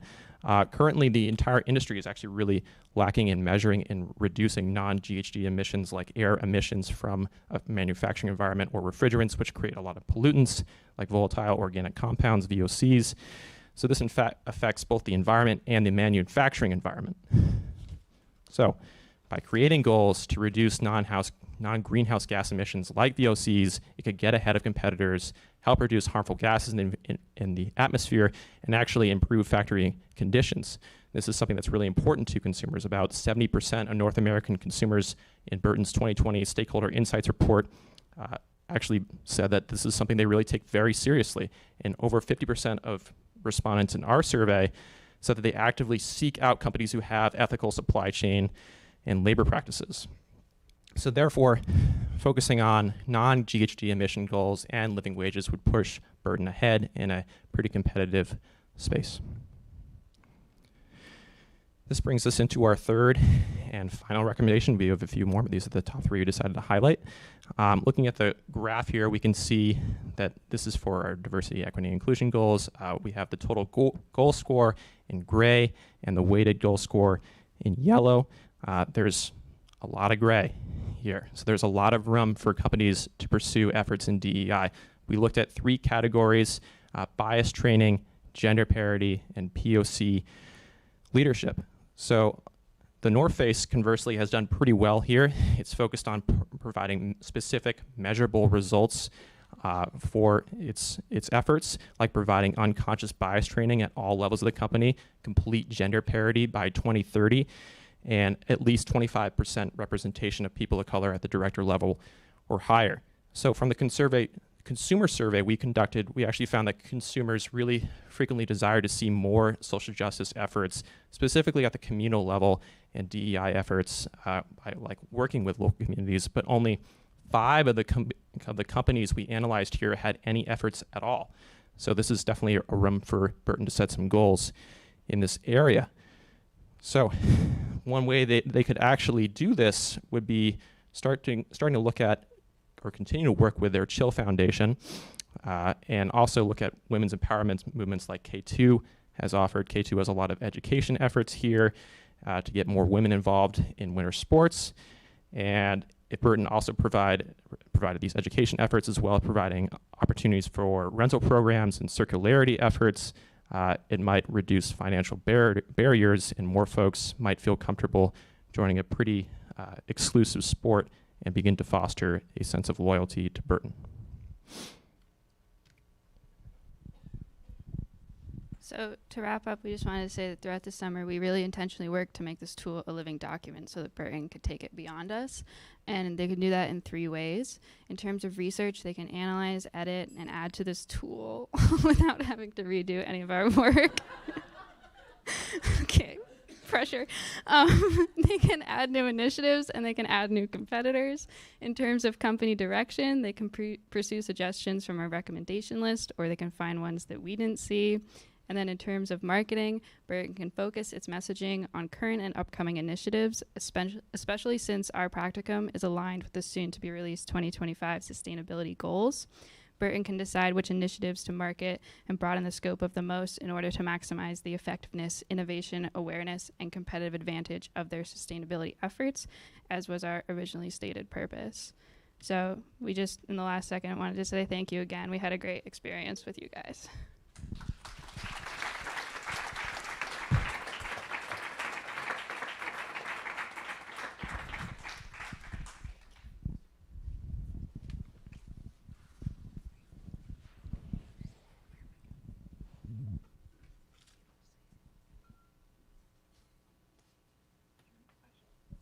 Yes, Joe. Any attempt, or were there any discussions about what it would cost Burton to close that gap significantly with Patagonia on some of those issues? I mean, obviously, there's some money that needs to be spent there, some investment that needs to be made. Has anybody attempted to kind of quantify that?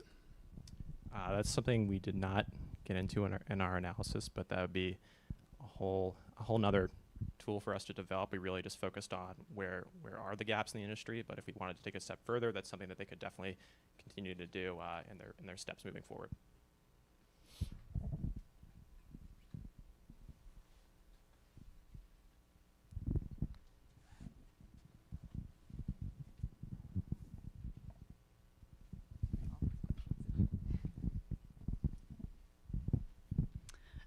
Did you speak at all about this potentially being a tool that is shared beyond Burton? So if there are other companies making it more of kind of either a group effort or doing something that gets some of those other companies to also pay attention to some of these metrics, especially any companies that maybe aren't doing any of this, didn't have a team of Practicum students working for them over the summer. So one of our recommendations, is this even working? Yeah. Okay. One of our recommendations that is not on this was to start like a collaborative kind of thing with some other companies like Patagonia, or even the ones that aren't doing so hot, like poor backcountry. Sorry. And like kind of taking out that third-party NGO, and maybe that could help, because sustainability is good for everybody. I think we all know that. But also because when we did our consumer survey, it's even mostly Vermont participants, they said that product quality is the #1 reason they buy products from a certain company. So if Burton can still lead that, and I'm a little biased, but I do like Burton products, so it's okay to share their sustainability initiatives with other people. It's just going to help everyone, and it's for the greater good. So that was definitely one of our suggestions, was to get other people. And this is on like Tableau Public now, so it is searchable if you want to Google it. Yeah, but don't.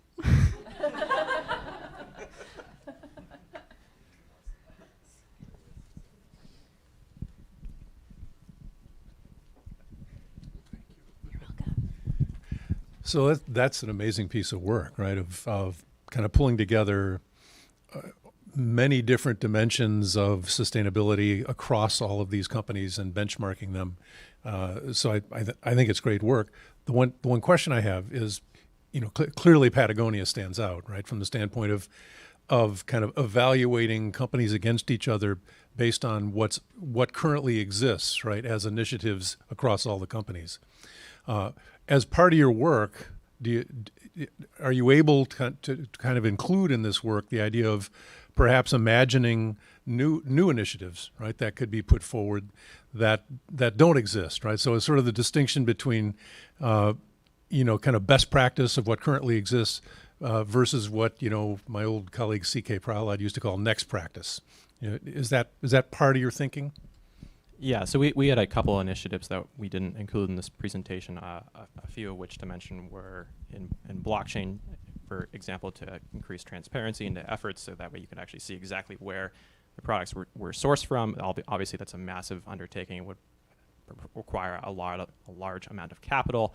We also looked at encroachment initiatives to see if there's any impact on the current environment of where the factory is located and operating in. This is something that I think a lot of companies just have completely disregarded and would be another way for Burton to really expand here.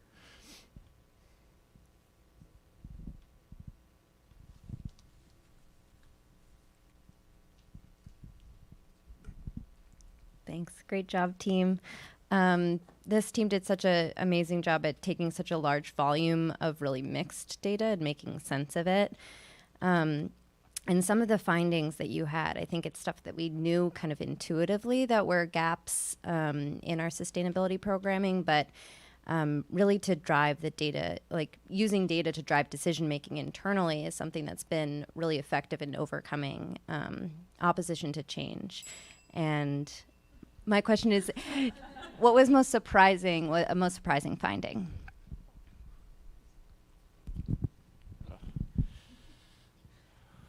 Yeah, I mean, I think it has to go back to the DEI initiatives. I mean, this is something that's really relevant and I think is really important, and that there's not any, but there's very limited work done in this space, and this is something that matters to a lot of people, and I think it's really important in terms of growing a sport that, in particular, when you compare snowboarding to skiing, snowboarding is getting, I think, maybe a bit smaller, and this is one way where you can continue to grow that, especially with efforts in like the Chill Foundation. So I think it's definitely important work. Yeah.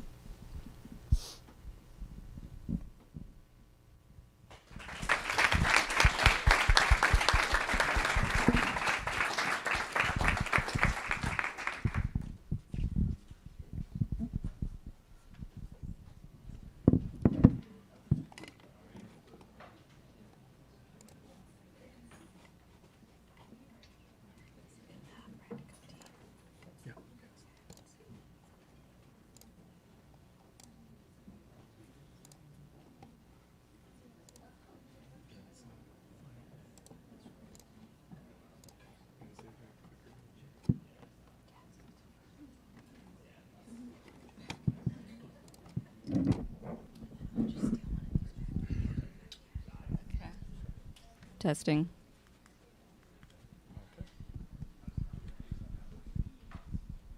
All right. Everyone can hear me? All right. Well, hello everyone. My name is Robbie Minge, and this is Jackie Nutter, and today we're going to present to you our Practicum project with City Ventures. I'd like to welcome Alex West, our Practicum host, who's joining us virtually on the call. She's the VP of Strategy and Partnerships at our host company, City Ventures. So before we get started, here's what you can expect from us today. We'll introduce the Sustainable Innovation Opportunity, tell you about our Practicum host, tell you what we did, and then finish with our recommendations. I think we all know that climate change is a real issue. We have until 2030 to drastically reduce our greenhouse gas emissions before we lock ourselves into a future that is hotter, drier, and more volatile. Failure to do so would be a catastrophe, but addressing this challenge requires systems-level change and systems-level thinking. One of the most impactful ways we can address the issue of climate change is by fundamentally changing where we get our energy from. We have to shift away from sources like coal, oil, and natural gas, fossil fuels, and over to renewable sources like wind and solar. I think we know this. This trend is called the energy transition, and we'll be saying that throughout. It's at the center of this transition that we find the financial sector. As the intermediaries between those with capital and those who need it, banks are crucial for enabling and accelerating the energy transition. And that leads us to our Practicum host, City Ventures Studio. City Ventures is the strategic investment and innovation arm of Citigroup, the United States' fourth largest investment bank. They operate several teams, but our Practicum was hosted by the Studio team. The Studio team develops digital products and services that can help drive economic vitality for people and communities in the United States and abroad. They do this by focusing on several areas, including the future of work and cities and growth. Past examples of their work have included an online tool that helps workers upskill and navigate the job market, as well as a really innovative and award-winning platform that connects investors to impactful place-based investments. It's called City Builder. Recently, they've set their sights on ESG and sustainability, and that's where we come in. They tasked us with better understanding the pains, the needs, and the challenges faced by businesses as they experience, participate, and are affected by the energy transition. They wanted us to understand what are the challenges that these businesses face, report back, and then also make recommendations to them on types of products or services that they could develop. Now, just to connect this one more time, why did they ask us to do anything in the energy sector? Well, at the end of the day, Citibank, Citigroup have many clients that operate in the energy sector, so they have a vested interest in ensuring those clients' success. They want to see them do well, and there's a lot of money to be made by lending these companies money. So it makes good sense as well. On top of that, they want to make good on the commitments that they've made, such as aligning with the Paris agreements. That said, I'll hand it over to Jackie. All right, thanks for getting us started, Robbie. Taking you through how we started to understand the client unmet needs that we were looking to identify. We started with doing a lot of initial research in the banking industry, the oil and gas industry, as well as doing a competitive analysis of Citi's competitors. This led us into understanding what sort of people we wanted to be talking to in our interviews. We wanted to find experts in their fields across all different parts of the energy sectors, as well as understanding a global perspective and not just somebody from the US. And so with that, we talked to people in positions of the Treasury Department, we talked to CFOs, as well as talking with people in energy producing spaces, as well as in utilities, and we talked to people from India, the UK, the United States, Australia. And then talking a little bit more about the interview process, we had to create an entire guide to inform our interviews. And then at the end of the day, we ended up completing 20 interviews. 9 of these were with our experts, and then 11 were from people inside of Citi, and then the others were from people in the CIMA community. And then analyzing our data, we used a process called grounded theory, which Srini directed us towards. It is a quantitative data analysis approach that instead of using a hypothesis to drive ideas, we utilized our theme of the energy transition space to inform our interviews.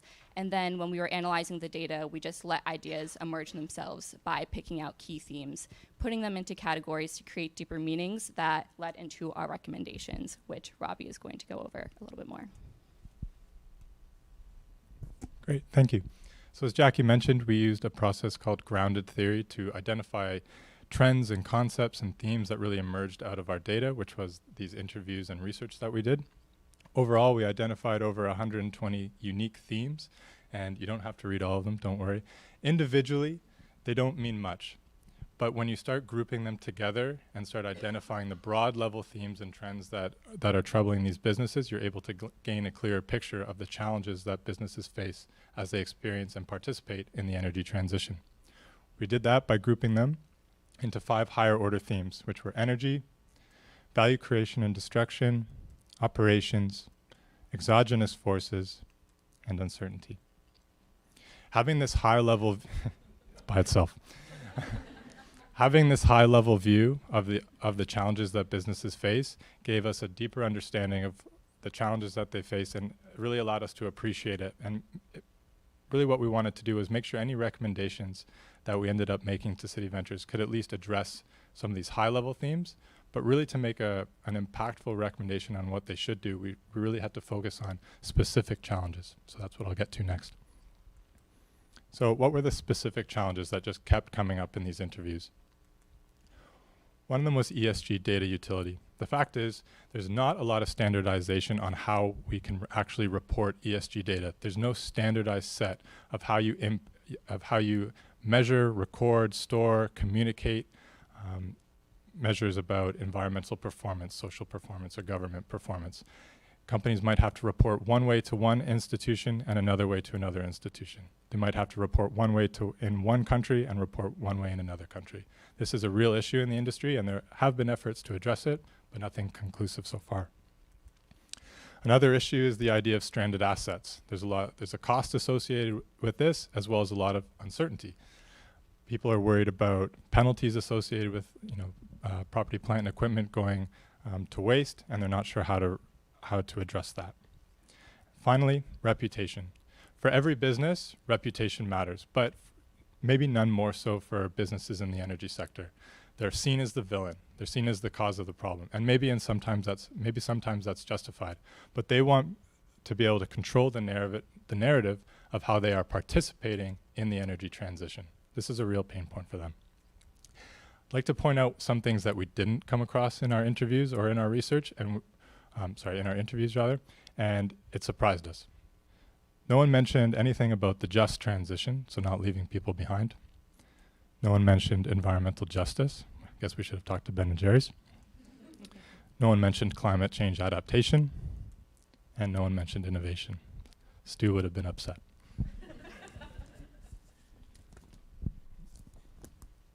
With that said, I'd like to pass it back to Jackie. All right, thanks, Robbie.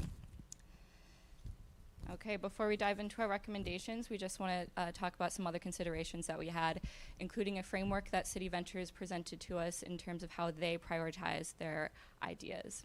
We mainly focused on the bottom tiers, especially ease of implementation, because implementing a product idea that takes about a year or two would create value a lot quicker for City Ventures as well as their clients, opposed to something at the top of the pyramid, such as monetization, which none of City Ventures' tools actually do. They're more focused on creating value for their customers.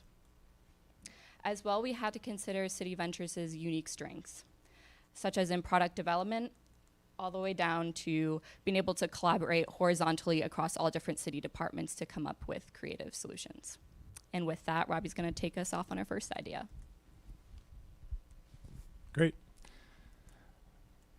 So our first idea is an ESG knowledge management platform.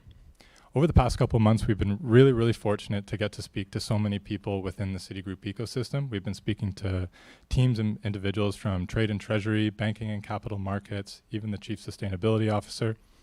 And one thing that's really bubbled up during these interviews and these conversations is that it's really difficult to efficiently and effectively share information regarding ESG and sustainability in an organization that is as big as Citigroup. They have over 200,000 employees. So it's a very difficult thing to get everyone sort of speaking the same language, talking on the same page. This is a real area of opportunity, and we think addressing this need really addresses that pain point that their clients face in the lack of ESG data utility. Where we think City Venture Studio can come in here is by designing and building a platform for sharing ESG and designing this sort of knowledge management platform that can help share information within the Citigroup to better equip advisors and bankers to better spot sustainable finance opportunities for their clients, and overall improve the quality of service that they're able to provide. Our second recommendation is a data validation platform. Now, what would be the purpose of such a platform? The purpose of such a platform is to allow banks and their clients to better monitor and validate the performance of those companies' operations and their supply chains on certain key metrics. The reason you would want such a platform is because in order for a business, a client of Cities, let's say, to qualify for a sustainable financial product, they often have to be able to indicate improvement or progress along a certain key performance indicator. Here's an example. A business goes to Citi and says they need a loan to upgrade their supply chain. Citi says, okay, no problem, here's the loan, and you know what, if you can reduce the carbon intensity of your operations over the next 10 years, we'll actually lower the interest rate, okay? But they're not gonna just take your word for it that you reduced your carbon intensity. They wanna validate that by using third-party data validation services. Right now, Citi has to partner with those validation services, get that information through like requests and things like that. That process, which we can talk about, is cumbersome and can be improved. Where we see City Venture Studio coming in is by designing and building the platform and forging the partnerships with those third-party data validation services, pulling their information into this internal City system and presenting that information to City bankers and advisors in a legible way, harnessing the competencies of City Venture Studio, which is in data validation and data analytics and visualization, and also by partnerships. We think this addresses one of the pain points, which was ESG data utility, as well as the overall cost of capital associated for businesses as they try to green and improve their supply chains. With that, back to Jackie. All right, looking at our final product idea, we decided that it would be great to build off of what City already has. City Ventures created a tool called City Builder a few years ago. And so what this tool does is help investors find and make strategic, impactful investments by utilizing social equity filters as well as government incentives related to investment opportunities that are impactful. And so what our tool would do is create additional filters and incentives related to the energy sector as well as climate adaptation. One investor might like to see government incentives related to clean energy projects. As well, maybe they would like to see availability of jobs due to decommissioned oil and gas projects. So this would help them be able to utilize government incentives additionally while being able to see that they are having an impact in subduing the effects of stranded assets.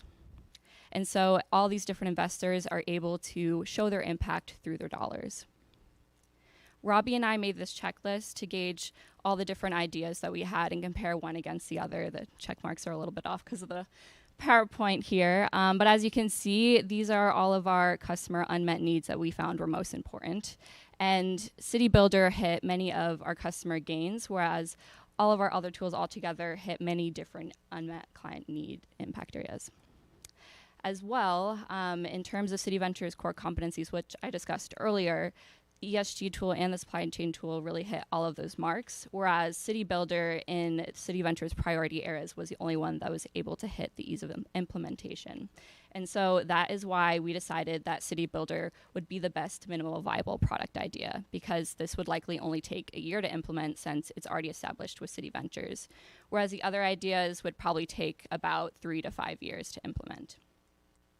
So, concluding our project, we'd like to say thank you to all of our faculty at SI-MBA, because we couldn't really have done this project without them. We utilized a whole bunch of our SI-MBA skills throughout our project process. As well, we would like to ask all of you to submit your feedback on our product ideas by scanning this QR code, submitting through that small link that's right there, or speaking your piece now. So thank you.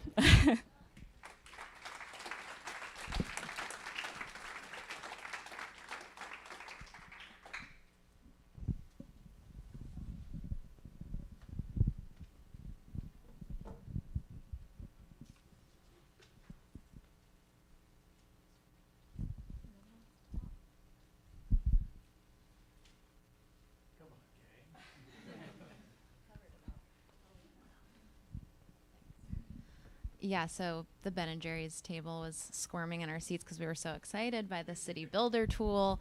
That's exactly the kind of tool that that Ben & Jerry's would be looking for to help cite these investments and begin those discussions and the more qualitative research that would come as a result. So I'm curious, is City Builder just making this tool just as like a CSR initiative, or are they gaining any sort of cut of these investments, and are they looking for, when they're connecting investors to these projects, are they looking for a return that they're going to benefit from? Are they looking for a social impact return? How is that tool really benefiting the company itself? Yeah, it definitely aligns with a lot of their social equity goals. None of the City Ventures products are monetized. They do make strategic partnerships with the investors themselves, but they aren't getting a cut of the product as is.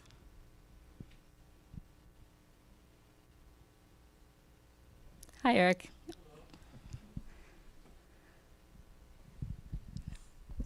Thank you. I really like the comparison table you had for your 3 strategic recommendations, talking about the pros and cons of each.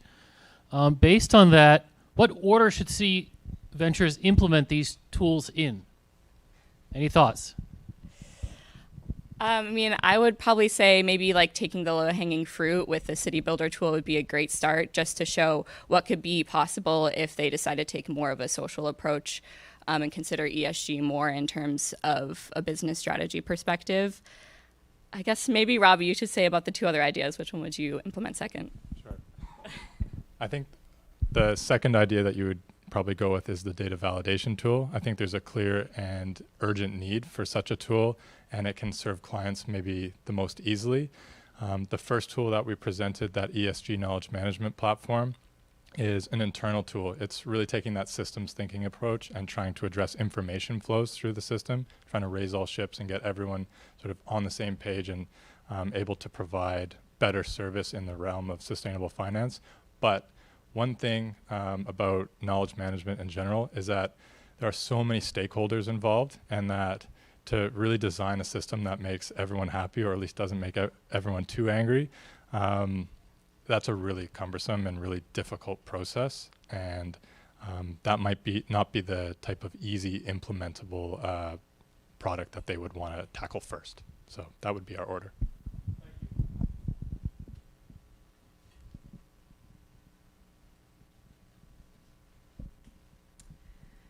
Super cool. So I was wondering if it came up in discussion. I know, like, for certain projects that I did this year, we were focused on Black-owned banks or banks operating in the Deep South. Did that come up to sort of like look into partnerships with organizations like that already have community-rooted knowledge and expertise? That particular example didn't come up in our interviews, as we were focused, I think, maybe more on the energy transition. But I think with any recommendation that we would want to present, we would be looking to explore potential partnerships that could be made. And I think that that suggestion is a great opportunity for us to explore and look into.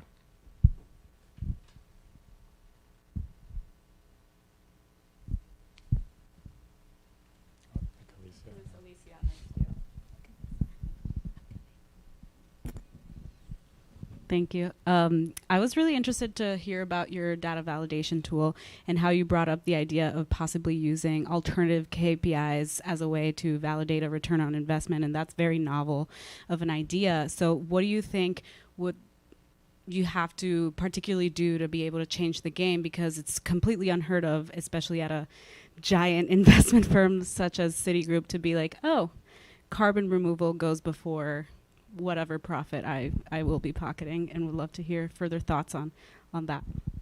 Yeah, I think that's a great point. It's not something you immediately think about when you think about big investment banks as like, oh, they're going to lower the interest rate. Like, why would they do that? So these types of sustainable finance or environmental finance initiatives, products, mechanisms, the reason that they're even going ahead in the first place really depends on this ability to validate the data. No one's going to give money for free, and to give it at a rate that's maybe below market, they don't want to do that, obviously. So there are a number of different mechanisms and products that have been designed that encourage progress on environmental and social key performance indicators. But I think key to the success of those and to the dissemination of those in the world is being able to monitor that data, validate it, and make the bankers able to sort of assess risk. Bankers like to assess risk. So if you can do that, you're happy.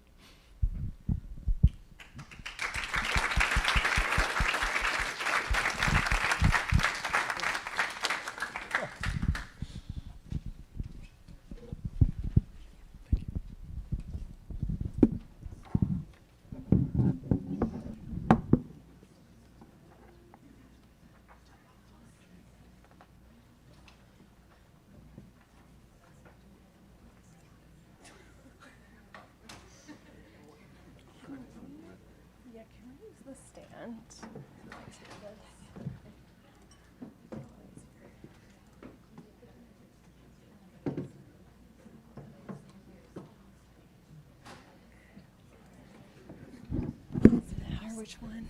Do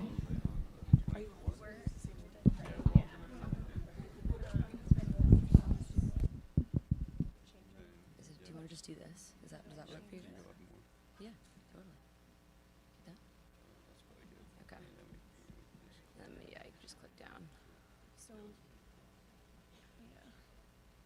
All right, are we good on this? Okay. For the clicker. Oh yeah, let me just. Do you want to click? Yeah. Just that one. Oh. Yes. Yes, I just used the arrows. Cool, cool. Hello, thank you everybody. We want to first thank our host Dahlberg. They've been incredible, especially Flavia Howard, who's been inspirational in so many ways. She's dialing in from Nairobi, Kenya. And we're really excited to share our findings with everybody on how the voluntary carbon market can be used to drive positive and sustainable change. Oh, thank you. All right. So we're first going to kick off with giving an overview of our project and then give some carbon market context, which will hopefully be building off of what the Ben & Jerry team already provided. Then we're going to look at our potential solutions and the findings of all of our research, and then suggest some recommendations for what Dahlberg can do with this work and next steps, and then we'll wrap up with questions. So as most of you already know, but for those of you that don't, our team consists of myself, Sierra Barton, Delaney Brell, and Andrew Donahue. And as a team, we have been working with an amazing company called Dahlberg. So Dahlberg is a strategy and policy advisory firm that focuses specifically on global development. They have worked in over 90 countries with over 400 clients, including governments, NGOs, international agencies, and Fortune 500 companies. Their mission is to improve the livelihoods of people living in developed areas, as well as provide some effective responses to some of the world's most pressing issues. Okay. Can everyone hear me okay? This is working? All right, awesome. Let's talk a little bit about some of our goals and what we've been up to. So really quickly first, obviously, I think Robbie just said it, but we clearly know climate change is a huge issue, and it's part of why we're all here is to help fix that. So the response to climate change has also created this booming voluntary carbon market as companies are trying to offset their emissions. So when we initially chose this project, we knew that we were going to be located in sub-Saharan Africa and focused on that region. And as Sierra said, our host, Flavia Howard, is located in Kenya. And so she gave us some more regional context, which is when we learned that Sub-Saharan Africa is one of the most biodiverse places on Earth, and they're also extremely vulnerable to climate change. What you're seeing on this map is a climate change vulnerability index. That dark red is not good news. So the climate change pandemic, or the climate change impacts on Sub-Saharan Africa are also impacting a lot of the livelihoods for folks in this region as they live off of the land. So there are some other pressing issues that are happening. The population of Africa is supposed to be doubling by 2050. That means that there are more mouths that need to be fed, more employment opportunities, and all of that type of stuff. So let's chat a little bit about how we incorporated this into some of our practicum goals. So our main focus this summer for this project was to help broaden Dahlberg's understanding of carbon markets and find scalable carbon credit supply opportunities in sub-Saharan Africa. So we were looking at carbon offset projects that could be replicated and applied over large geographic regions. And our main goal here was to increase sub-Saharan Africa supply of voluntary carbon credits while maximizing co-benefits such as employment and environmental resilience. So we identified what we think are the 3 best opportunities to not only draw down atmospheric carbon, but also projects that provide the most economic, social, and environmental value in the locations where they are placed. All right, so let's talk a little bit about what we've been up to. So learning to kind of figure out the consultant speak and how they think and how they problem solve has actually been a huge hurdle and a really cool learning experience for us. It may sound easy to zoom all the way into a project and kind of pick apart the details and then zoom back out and figure out what that means. But it was actually a lot more challenging than we anticipated. So a lot of the rest of our time was spent researching. There were countless numbers of reports. I think we must have read thousands of pages, as I'm sure other folks in our cohort would agree. And then kind of zooming back out and filtering what this means and how we want to change our direction based on that new information week over week. So a couple of things that came up and key themes from SI-MBA. A couple of folks have already mentioned systems thinking, but this was huge for us just given the complicated nature of our project. And obviously economic principles, data modeling came up quite a bit while we were kind of unpacking the carbon market. And then most importantly, acknowledging our limited perspective being here in the United States where this problem is actually happening in sub-Saharan Africa, and recognizing that we don't have that lived experience and trying to incorporate that into our project. So let's talk a little bit about some of the context that exists around carbon markets, different types of carbon credits. So really quickly, there are two different types of carbon markets. There's compliance, and then you have voluntary. Oh. Oh, okay. There you go. How about now? Okay. So there's compliance markets and there's voluntary markets. These are the two types. So we actually chose to focus on the voluntary market, and that's what you're seeing here on this graph. I want you to focus on that navy blue line. That's the number of carbon credits that have been issued over time. And as you can see, that's kind of been skyrocketing over time. So the compliance market is the one where there's more of a regulatory body that's setting caps on emissions. And an example of that could be like a cap and trade system. Whereas we were again focused on the voluntary markets, which give companies and individuals the freedom to purchase carbon credits to offset their emissions. And so voluntary markets are going to be a really critical bridge to move us forward towards a greener economy. And the growth in the voluntary market has actually been tied to climate change awareness. So as we're seeing more physical manifestations of climate change, severe weather events, all that type of stuff, the awareness of climate change is increasing, and that's feeding into the growth of this market. That also feeds into the pressure that's on companies who need to be buying offsets to help make those climate pledges and make that transition to a greener world. And all of this is kind of cyclical. All right, to give you a little more context before we get to our results and recommendations, there are two types of projects within the voluntary carbon market. First, you have reduction. So these projects aim to limit the CO2 and other greenhouse gases we emit into the atmosphere. So an example project would be renewable energy. So that's reducing the amount that we are releasing into the atmosphere. The second type of project are sequestration projects. So these aim to capture, secure, and store CO2 from the atmosphere. So the simplest example to comprehend these projects would be a tree planting project. You plant the trees, they actively bring in CO2 from the atmosphere and store them in the ground, so physically reducing our atmospheric carbon. So for our project, we focus solely on sequestration projects for three main reasons. The first being they attract more investment. Individuals and organizations are willing to pay more per credit for a sequestration project. Second, the co-benefits.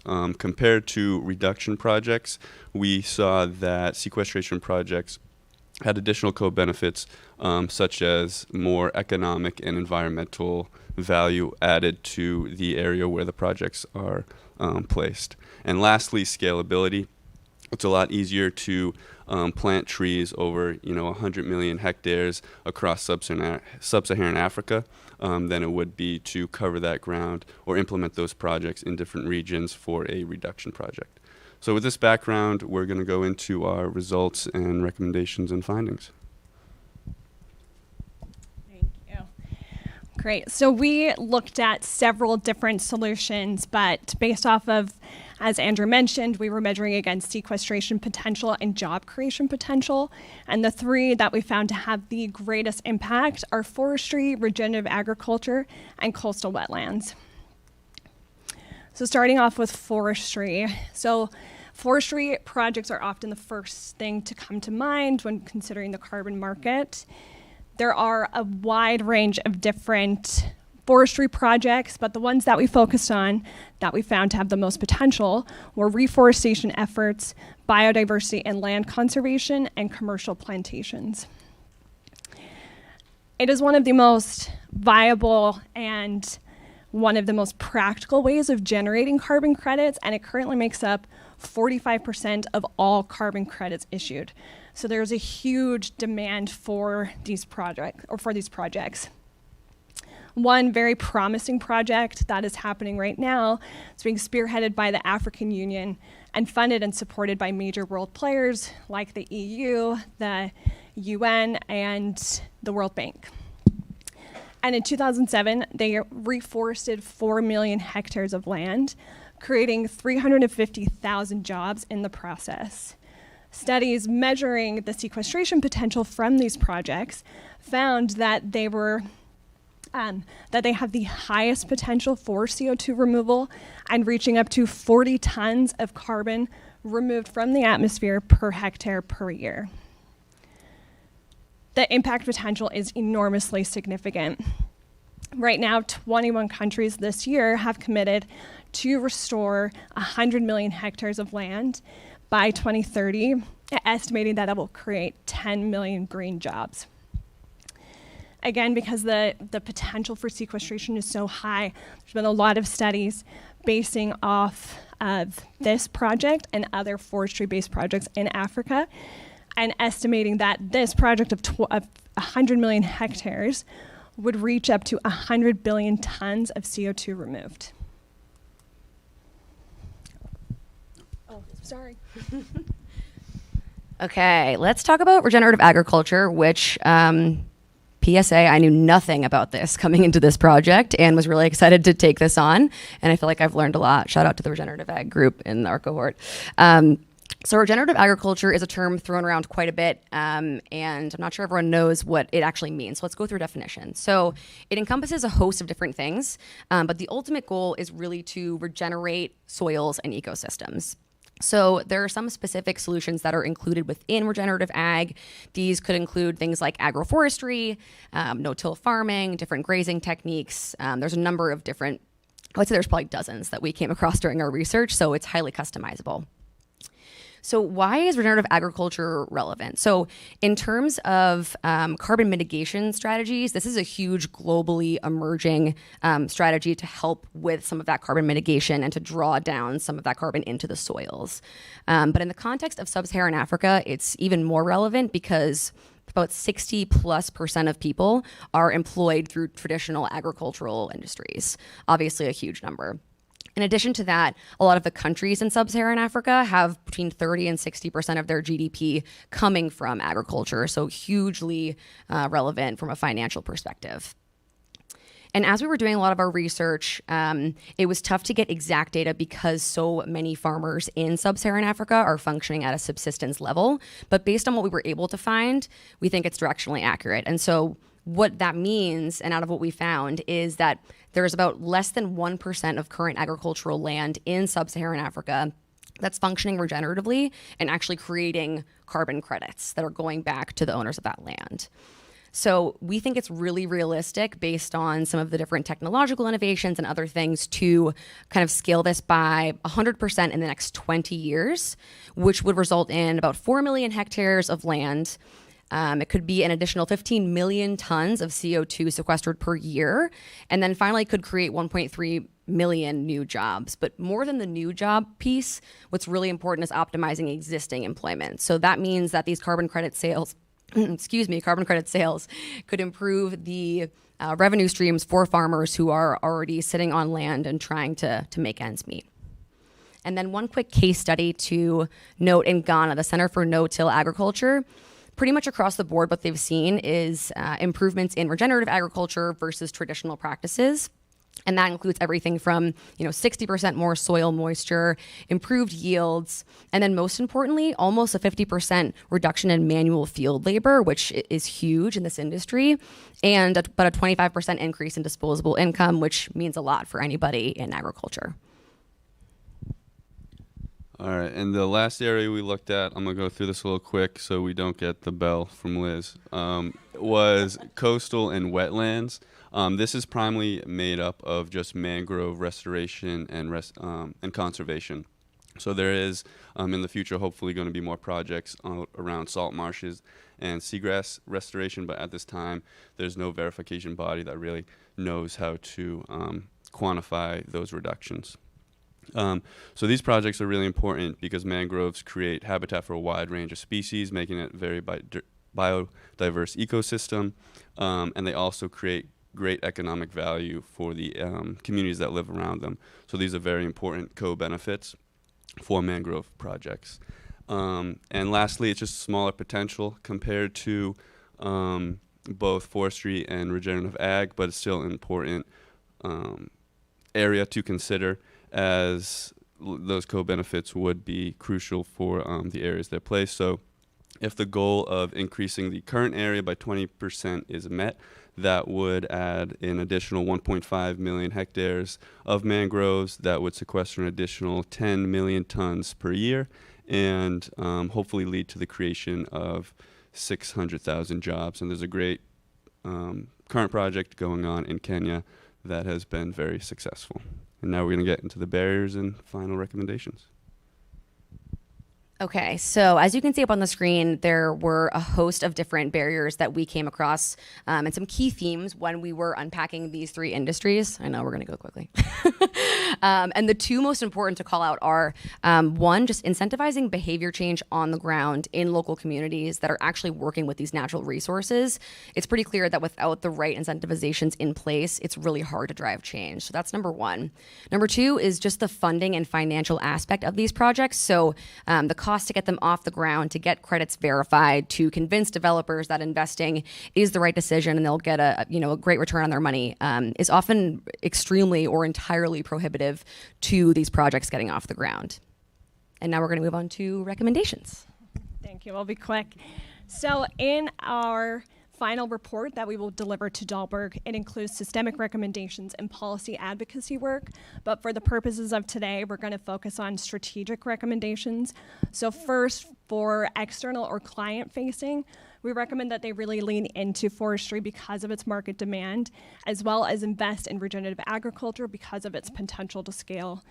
Internally, we recommend that they establish a task force that's going to be really focused on ensuring that there is funding and donations, as well as ensuring that all or a share of the revenue from these projects is given directly to communities that these projects are placed.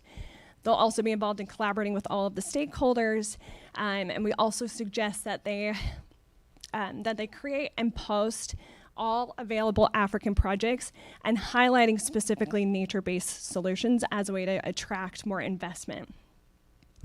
So that's it, we'll wrap up. So thank you, I'll open up for questions.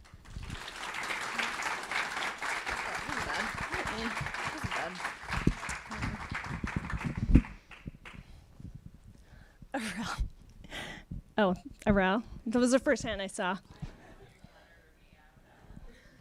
You can fight over it. Yeah. Hey guys, so I was wondering if you thought about reaching out to Dr. Jillian Marcel. She's somebody that's working, extensively with these alternate financial models, and also is a huge advocate of, not relying on the white gaze and, like all of these things when we're talking about projects, in places like Africa. And then I also was like, Dr. Marcel could probably help the Citigroup as well. Yeah, she's a superwoman.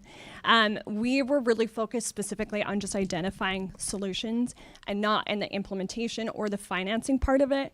We were looking specifically at sequestration potential and economic development opportunities for these projects. However, that is an amazing suggestion. Again, she's amazing.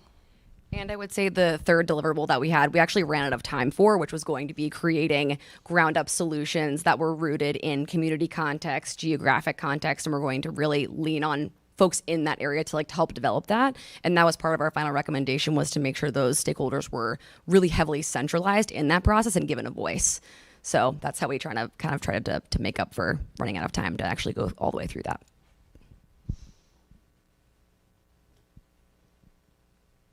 Eric? Oh yeah, or Leonard. Well,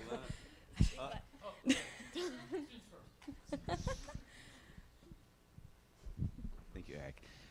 Yes, am I still on? Okay. So I understand the importance of sequestration as a long-term strategy for reducing carbon on the planet. But when I think about the cost of reducing your emissions in the first place, my understanding is that it's generally cheaper to pollute less for society than it is to clean up pollution after the fact. Could you talk a little bit more about, is a reduction credit, is that actually a credit that you buy, or is that simply not having to buy credits because you've reduced it? And can you just talk about that distinction a little more? Yeah, I can do my best. So for renewable energy, there's many different mechanisms actually there's a way to do it outside of the carbon market as well. But for a carbon market project, it would be credit-based. So it would be very similar to it would be set up and verified the same way as a sequestration project. But it would just, because of people willing to pay for these credits, they're looking for those co-benefits, which they're willing to pay more for. Due to that, they just are paying less for renewable energy credits. Not the best answer, but if you have anything to add. Yeah, I think it was fine. It was great. Yeah, you did great. You did great. So I take it away. Well, there I have a oh, question. You got Yeah. it. Go. So my question is about kind of what kind of education is there around carbon markets for the rural farmers, because I feel like I don't even really know that much about it. And if I was a rural farmer, it kind of feels like it could end up being exploitive. You know what I mean? Definitely. Yeah. It was a really difficult topic to broach. Again, I am not the regenerative ag expert, just to be clear, but based on what I found in my research, the best form of it, or the best way we had seen it implemented, was through, for example, like the CNTA, that center in Ghana that has like a hub that is offering to train local farmers and to explain the whole system, and doing so in a culturally appropriate and just more thoughtful way, I think. But yeah, there are a lot of, unfortunately, cases of that going left and really not being implemented correctly. So I don't know that I have the best way to go about it, but I do think that center in Ghana was a really good example of it being done well. Yeah, and additional recommendations specifically with forestry and agriculture, land-based solutions, is to work off of land that's owned communally, so it's not one private investor. So if it's owned by a community, then the share of the revenue would be shared among them. So that's a critical part of thinking about where to host these projects. If I could build on that point, I really like the fact that in the last couple of comments you've talked about how these projects should be locally co-created. In particular, because a lot of the land destruction and forest destruction has its roots in North American and European colonialism and industrialization. So, and a lot of these, indigenous peoples around the world have been living in harmony with the land and the forest and the water. And is there some way you could build upon the local indigenous practices, highlight them as saying, we're bringing your culture back to your roots as opposed to back to European roots to solve your problems? Yeah, absolutely. And I think the agroforestry is a key part of that too, because there's a lot of benefits that community members can get from agroforestry or reforested areas, or just conservation of areas, because they have access to non-timber products. There's different economic benefits there too, taking products from the forest for trade. So that is a really key part of it too, is learning from communities and their development there rather than us going in. It is a tricky part of this project. Sure.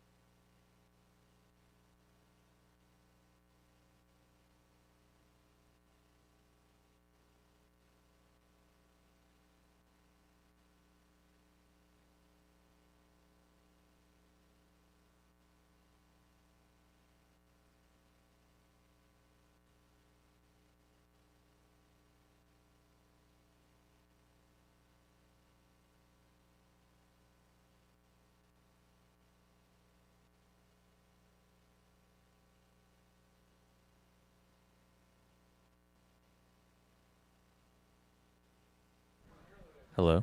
Hello? Testing. Okay. How do we want to do this? Do we want to just have it up here and have both people do it, or do you want me to sneaky? If we're clicking on the slides on the computer, I think it's going to be tough to do both. Okay, so I'll be the... If that's okay with Yep. you, but I'll also... give it something to do with my hand. What?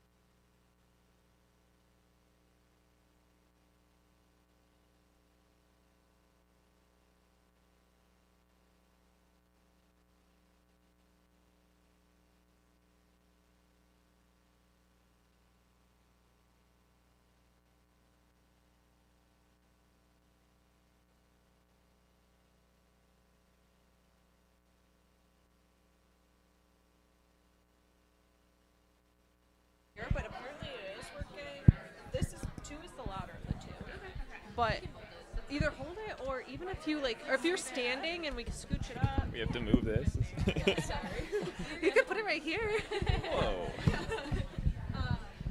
Try this, but whoever talks first, I'll give you a cue. Okay. Let's see it. Okay. Perfect. So we'll see if that works. Hello. Hi. Thank you. Thanks. We can't either. Oh, it's right here. And so if we need it, I'll see this one. Okay. Does this work? Yeah, and Sean talked to you about just pressing play on Yes. the timer. Thank you for that reminder because I would have forgotten. If you don't, I'll give you that. I told Liz to start our timer after I closed that. Thanks. Should I ask him? The anticipation is so much better. Once you start going, you'll be fine. Yeah. Actually, I feel really calm right now. But like now, I think the second that you start talking and I know I'm texting him.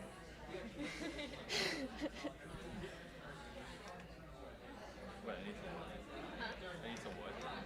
Oh, I thought someone said I need some. Unless I'm speaking without nothing. Just hope my voice doesn't shake. That's my fear. Maybe when that happens. I hope I don't like have to sneeze. I always have to wear high neck things because I like break out hives. Oh, like yeah. I can't control it. Like Yeah. So remember, this is like our last presentation. This The is darn your tough one last doesn't school count. event Don't think ever. about that. Yeah. Your last like day of the school. And they're not gonna give us a back. So, yeah. No, this is all gonna be good. low pressure.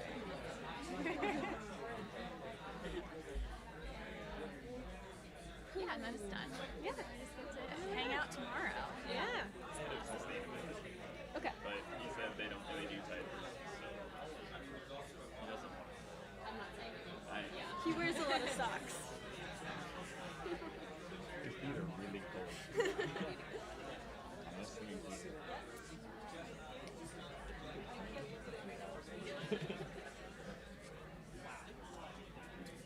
So I'm just turning up the volume of the handheld mic. It's like you can't bring it up too much. Yeah. That's there if anyone else thinks that they can waterfall it very easily. I wasn't here when you were describing this, but I remember it took us determining that it didn't affect us all the way down. Yeah. I want to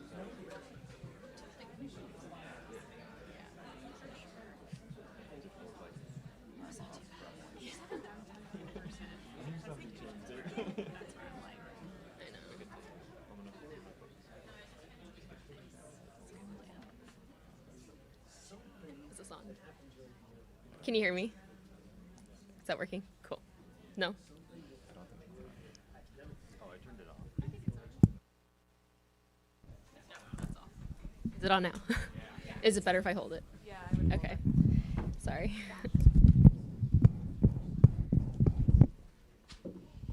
All right. Hi, everyone.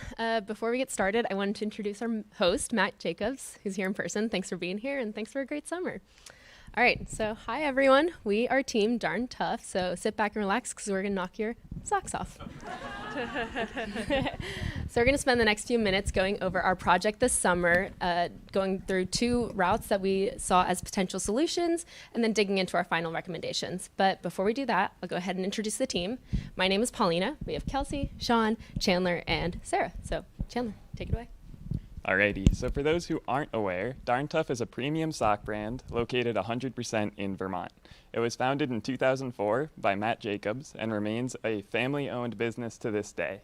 As I mentioned, it's a premium brand, and in support of this, they offer a lifetime guarantee on all of their socks. So as far as sustainability goes, the company's really always been focused on social sustainability. However, more recently, they've been working to implement more environmental sustainability initiatives into their repertoire.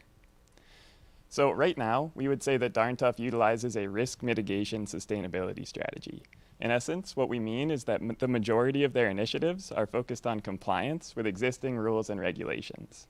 So our project, in conjunction with hiring Matt Jacobs as the head of sustainability, has been part of a movement to shift the company away from risk mitigation and towards a more integrated strategy. In essence, they're trying to take the conversation that's happening in parts of the company and open it up to the entire company. So specifically, our project was focusing on managing Darn Tough's textile waste. Every year, the company produces about 18 metric tons of this waste, and it comes in this kind of super clumped format of a bunch of thread clippings made up of merino wool, elastane, and nylon. Now, unfortunately, due to limitations with modern textile recycling technology, it's impossible to take this and turn it into something that you can make Darn Tough socks out of. So initially, the company was simply landfilling all of this waste. More recently, they've applied what we're calling a symptomatic or more surface level solution, in which they're paying a third party to downcycle this waste into basically unaffiliated products. So this seems like a reasonable solution at first glance. However, it does incur a pretty high cost for the company, and it also makes it virtually impossible for the company to account for its waste's end of life. So a more fundamental solution to the problem would be to upcycle this waste into new products, which can stay within the Darn Tough ecosystem via circular production. In this manner, Darn Tough can generate revenue from its waste stream while also keeping better tabs on its waste's end of life. So the specific purpose of our project was to analyze the economic and environmental viability of new and ideally circular products to be produced from Darn Tough's textile waste. Now, both Darn Tough and our team had specific goals for this project. Darn Tough wanted to continue advancing people and communities while fostering more product sustainability. Additionally, they saw this as a great opportunity to develop what they entitled operational eco-efficiency, or kind of muscle memory. So basically using this new secondary product line as a low-risk platform to try out new sustainability initiatives that could later be applied to their primary products. Our team kind of came at this with the goal of circularity. However, early on we recognized that one summer is just not enough time to implement a fully circular product. So we worked to try to provide a pathway for Darn Tough to grow into future circularity. Additionally, we focused on maximizing community impact through all of our recommendations. Now I'll pass it off to Sarah to dive into what we really did this summer. All right, so before the summer started, we had established a plan with our host to convert Darn Tough's waste into usable materials via a large-scale commercial route. So the Brickell Group out of Rhode Island has the equipment and capabilities to take bales of textile waste, grind it up into stuffing, and then process it into felt. On top of this, they also pay for the waste, so it's 4 cents a pound. This means that each shipment of textile waste that Darn Tough sends out will bring back a marginal revenue, which is much more attractive than the mounting costs of paying to downcycle elsewhere. While Brickell offers a great solution to Darn Tough's textile problem, we did also have to consider some upfront costs, such as purchasing a baler, as well as booking time on Brickell's equipment to prototype the felt that they wanted to buy back. Brickell's large scale is great because it means they can take all of Darn Tough's waste, but it also means large shipping minimums whenever Darn Tough sends out waste, as well as large minimum order quantities whenever they buy felt back.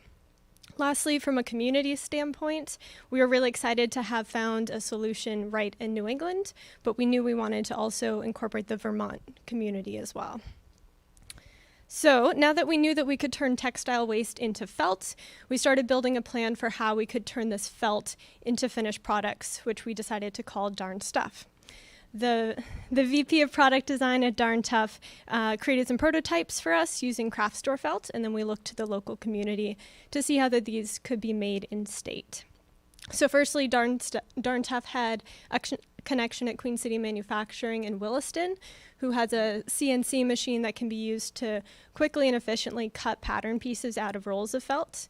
And then we looked back to Darn Tough's home mask making initiative from during the pandemic, as well as Skeeta's business model, thus determining that a home sewer network would be a great way to have this stuff produced locally. In this way, Darn Tough can use their new revenue stream to create new revenue streams for Vermont families as well. The home sewer network will initially consist of a small group of Darn Tough employees and then broaden out as demand increases. The sewers will be paid by the piece for their work, and then the finished products will be sent back to Darn Tough as e-commerce inventory. So without further ado, here are the initial Darn Stuff prototypes. You may remember the dog bed. They're up here too. You may remember the dog bed and the insoles from the kickoff presentation. We'll talk more about those later. Unfortunately, we have yet to see prototypes made that actually use the Darn Tough felt.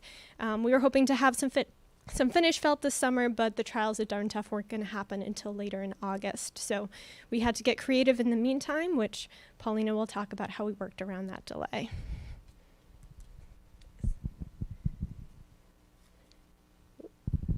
So because we knew that we wanted to have Darn Tough felt really in hand this summer, we had to explore some other options.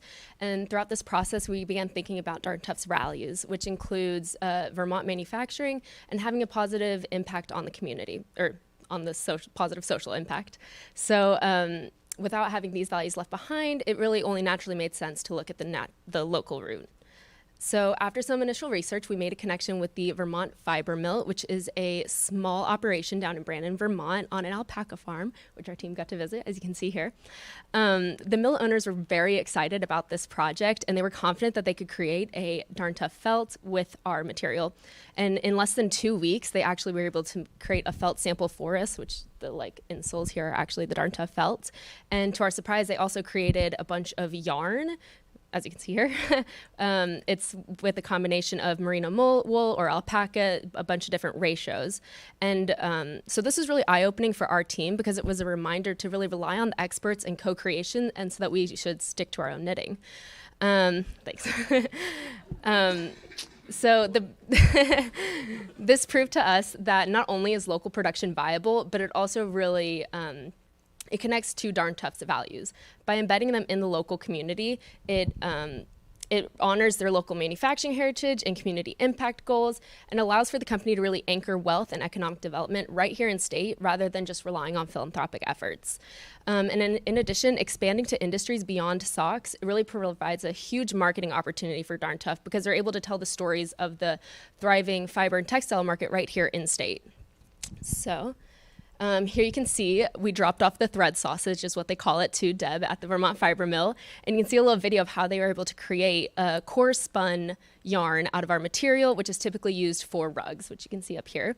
And we had so many samples of yarn, we couldn't even possibly bring them all in, but there's a picture of a few on the table there. So now that we had all of these options from the commercial and the local route, it was really time for us to narrow down into what products we wanted to go forth with for our Darn Stuff product line.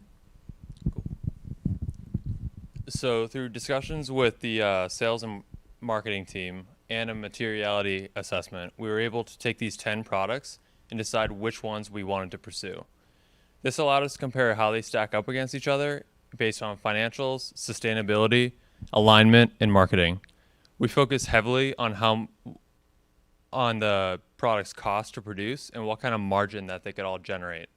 Unfortunately, this led to the demise of a fan favorite and Matt Jacobs' favorite, the Darn Rough Dog Bed. We also wanted to see which products could utilize the most Darn Tough waste and also use the least amount of added material. This resulted in moving towards simpler and more cost-effective solutions that could either be complementary to Darn Tough's existing sock line or be a great gift with purchase option. Lastly, products that told a story about making a positive impact in the community was important for us because we're trying to sell this to the higher-ups at Darn Tough who have deep roots in Vermont. Great. So we also use this tool to look at our different yarn options. So we had a couple different chunky rug yarns, as well as some other thicknesses or weights known as fingering, sport, and DK. So because of many market unknowns, our team decided to go forward with only one yarn, and we'll talk a little bit about that later on in our presentation. So our first recommendation is that we believe Darn Tough should move forward with these 4 items. We have the glasses case, the sock organizer, the coaster, and the tote bag. All of these products have considerable margins, and they can also all be produced locally through our home sewers network that we proposed earlier. Some of these products, like the glasses cases and the sock organizer, are great gift with purchase options, while the coasters and the tote bags have huge co-branding potential. Because we're not sure how these products will be received quite yet, we're recommending an initial run to test the viability of them, and then following that initial run, the product mix will naturally adjust. But at this time, these are the 4 products that we feel confident moving forward with. Okay, so, there we go. So we also recommend that Darn Tough go forward with the fingering weight yarn. So this tied for second in our ranking and would be sold wholesale to local yarn shops. So we chose this yarn over the other 2 based on some conversations we had with an industry expert about market demand in the local craft community.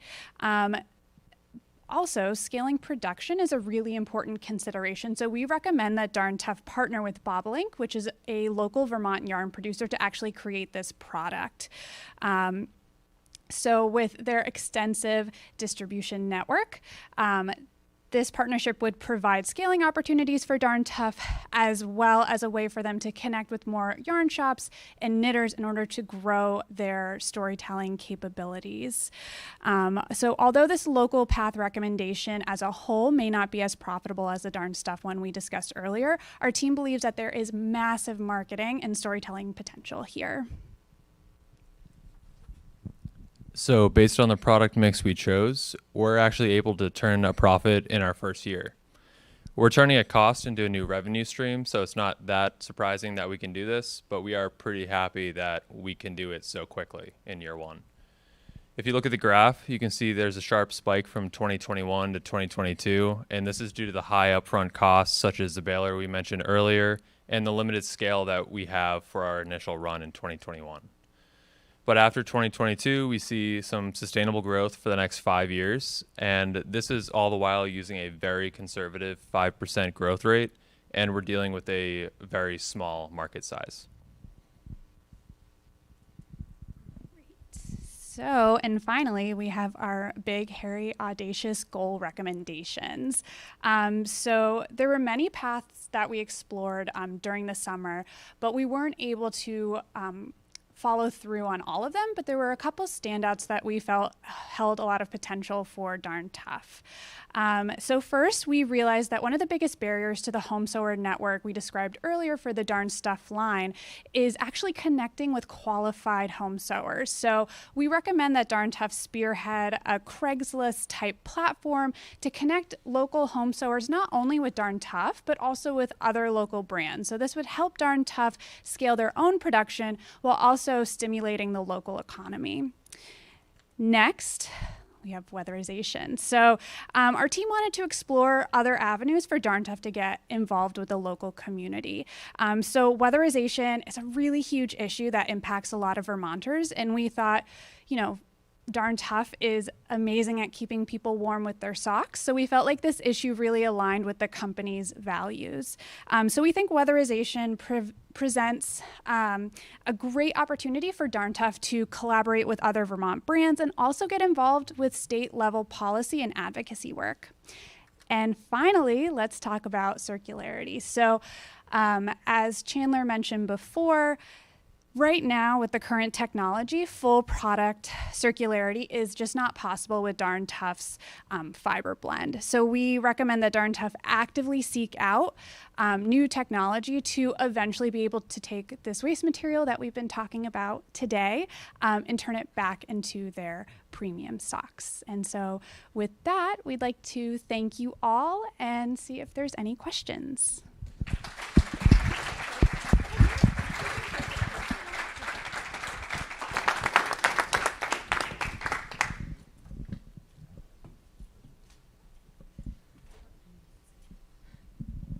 Thanks so much. Could you talk a little bit more about the challenges of marketing, like you're literally selling a used sock to someone else? Have you thought about if people might meet that with hesitation? Yes. So initially when we started this project, there are kind of 2 routes. I don't know how much I'm allowed to say here, but I'll wait until Matt shakes his head. So yeah, so essentially Darn Tough is also exploring kind of a secondary market for used socks, in which obviously they'd have to get cleaned, and that represents a completely new kind of challenge that you're talking about, kind of meeting that ick factor, if you will. But with this stuff that we're working with, it's primarily has never really touched human feet. It's really just thread clippings. And so it's really never actually been used before. So it's all just coming straight off the production line. There might be a little bit of warranty socks that come back, but it is mostly thread sausage. Very small percentage.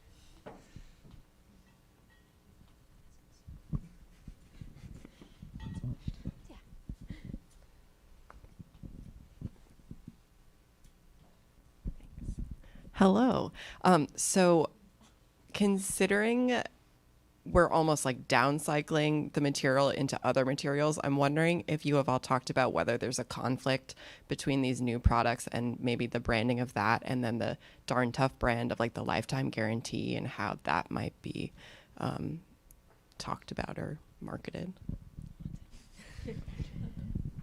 So, oh my gosh, I'm blanking. Your question is that... Is there a conflict between the lifetime? Right. So the reason that we actually didn't move forward with the insole is because it's too similar to footwear and what Darn Tough is really familiar with. And you know, their expertise, which is this warranty, and we just can't like say that for these new products at this time. So initially there's going to be no like warranty on these. We're not marketing them based on how durable they are. It's more about that storytelling of recycling and reusing. And at the end of the day, we would really love for these products to be able to come back, be shredded again, which is again also why we're trying to like minimize the additional notions so that it can be shredded and made into like a brand new sock organizer when your old one has worn out. So it's more about that circularity rather than durability.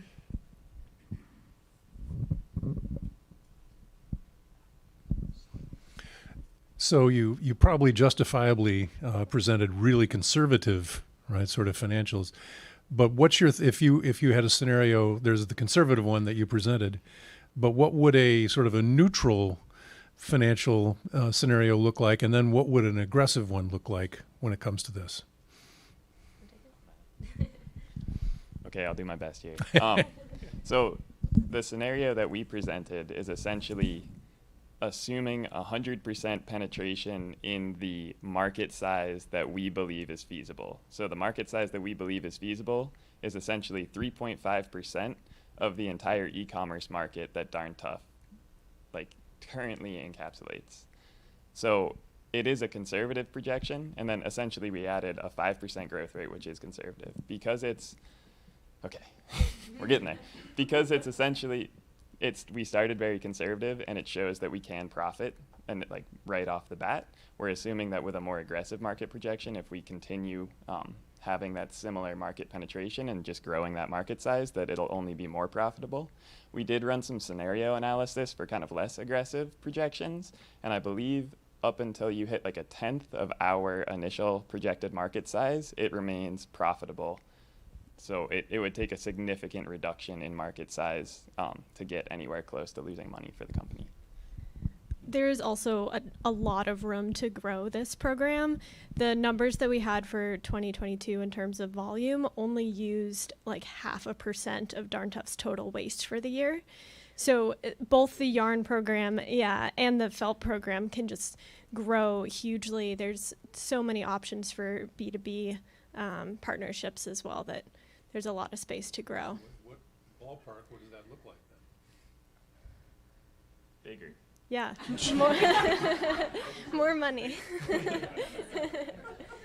We're only at this point, I think our first year is 20 rolls of felt? 30 rolls of felt. And that's only coming from 0.5% of the waste. So if we're able to produce more waste, there's more market for it. There's like endless amount of waste that could actually be made into these products rather than just sold to Brickle Group for a small profit.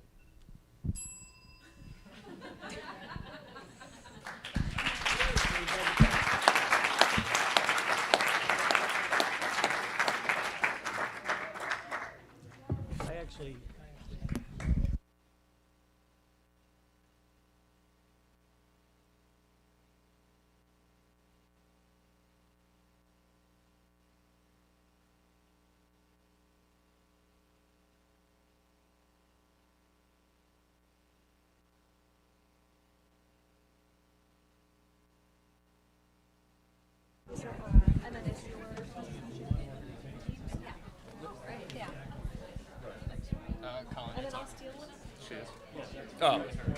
Hello.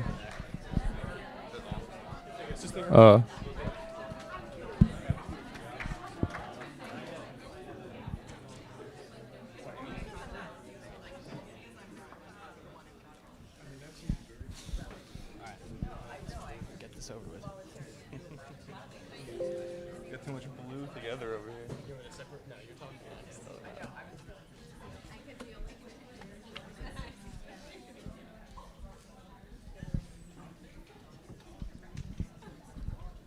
Is it on? Okay, excellent. Thank you all for sticking with us today. As your finale, we're going to keep it fun and funky for you. And we're going to keep it fresh, but the agenda is shockingly familiar, being the 8th presentation today. This is our team. For many of you know us, but for our fans online, we have Apollon, Jason, Colin, and myself. I'm Rose.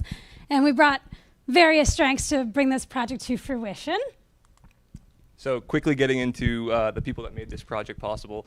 We were lucky enough to have a co-hosted practicum, so we got to work with Fresh Tracks. We have Carton Cross, who's actually in the building today, so thank you for being here. And Fresh Tracks Capital is an early stage venture capital firm located right here in Vermont. And he was actually interested in this project to help create a better apples-to-apples assessment while investing into these type of companies. We also got to work with Dwayne Peterson from Suncom, and he's online today, I believe. But they are a leading provider of solar solutions here in Vermont and New York. And as a public benefit corporation, or PBC, as you'll hear throughout this whole presentation, they experience the pains of being a Vermont public benefit corporation firsthand. So Dwayne really felt compelled to better this structure, not only to benefit his business, but all other businesses in the space as well. So the PBC, the Public Benefit Corporation that Colin just mentioned, was designed for leaders who wanted to consider stakeholders beyond just their shareholders and protect the company from shareholder legal action in the pursuit of their mission or their benefit. So our Sustainable Innovation opportunity this summer was to revitalize the Vermont Public Benefit Corporation statute, which is not living up to its potential. So, it is not living up to its potential, partly due to decades of shareholder primacy inertia that has been building up. And Milton Friedman in the 1970s, his essay surmised that the pursuit of shareholder profit should be the #1 corporate pursuit. And, this has been entrenched and built up as basically law. It's been reinforced by investment infrastructure, and profit at any cost has tremendous negative externalities, both social and environmental. The fix to Friedman's fiasco is the Public Benefit Corporation. It's a new for-profit entity. A company they identify a public benefit, and they can pursue that as highly as profit. And it's held up with mission and some of their other pursuits and legally protects it. So it's a statement publicly for potential investors, and it's a legal protection for shareholders who are pursuing that mission. And in Vermont, in 2011, we passed this awesome law. We were one of the first to do it, pushing us towards stakeholder capitalism. This big blue dot represents the 8,813 active incorporated companies in Vermont. And I know what you're thinking. It's Vermont. We are going to have a ton of PBCs, right? We're progressive, we're idealistic, we love our stakeholders. There's actually 17. There are 17 active PBCs in the state and 6 that are following the modest requirements of the law. So the blueprint for our summer, the goal of our summer was to create a blueprint for a better public benefit corporation ecosystem here. Yeah, so looking at our original goal for this summer project, we wanted to, update and rewrite the law for a public benefit corporation in order to create, greater impact, adoption, and transparency. And through our conversations with legislators, committee members, the Attorney General's office, and VBSR, came the sad realization that there's really no funding and no staffing available to help monitor these PBCs. But we really wanted to help this type of business and use the law somehow that we could to improve the structure. However, the law as it currently stands was not helping these businesses, and businesses weren't really, following the law as it states as it is now. So that led us to our major pivot of this project. So thank you. So early on, we realized updating legislative statutes would be quite a lengthy process. And as I said, and as Rose was saying, we really wanted to drive that immediate impact with Vermont Public Benefit Corporations. So with this pivot, instead of addressing this business problem with legislative updates, we wanted to use business as a means to foster this transformative change. So we wanted to create idealistic and updated language to help address the pain points of these PBCs, as well as develop best practices for internal implementation of the recommendations we've created as well. Thanks, Colin. And so after this pivot, our new goal became to give businesses the means to hold themselves to a higher standard and to better operate as a PBC and generate a lasting impact for society. We realized that if we wanted to influence this space, self-regulation would be a much more attainable target to work towards. And therefore, we wanted to include justifications and explanations on how to implement these processes, allowing us to set the bar high. In order to do this, our research would center around identifying what information businesses needed to develop a strong ESG program, and then outlining these operational requirements in a digestible way. We summarized this information in a report containing recommendations for the language the law should ideally include and how businesses should interpret it, along with a how-to guide and helpful additional resources. So how do we achieve this? Our scope of work included an analysis of the PBC legislature from the 37 states who have these laws, with an eye towards differences in language and how this translates to business activity. We interviewed thought leaders and experts in this space to gain their perspective, and we conducted a deep dive on articles and journals related to ESG, corporate purpose, materiality, accountability, stakeholder governance, and reporting standards. Additionally, we reviewed the annual benefit reports from influential organizations to help inform our how-to guide and the content requirements we were proposing. So what did we learn from all this?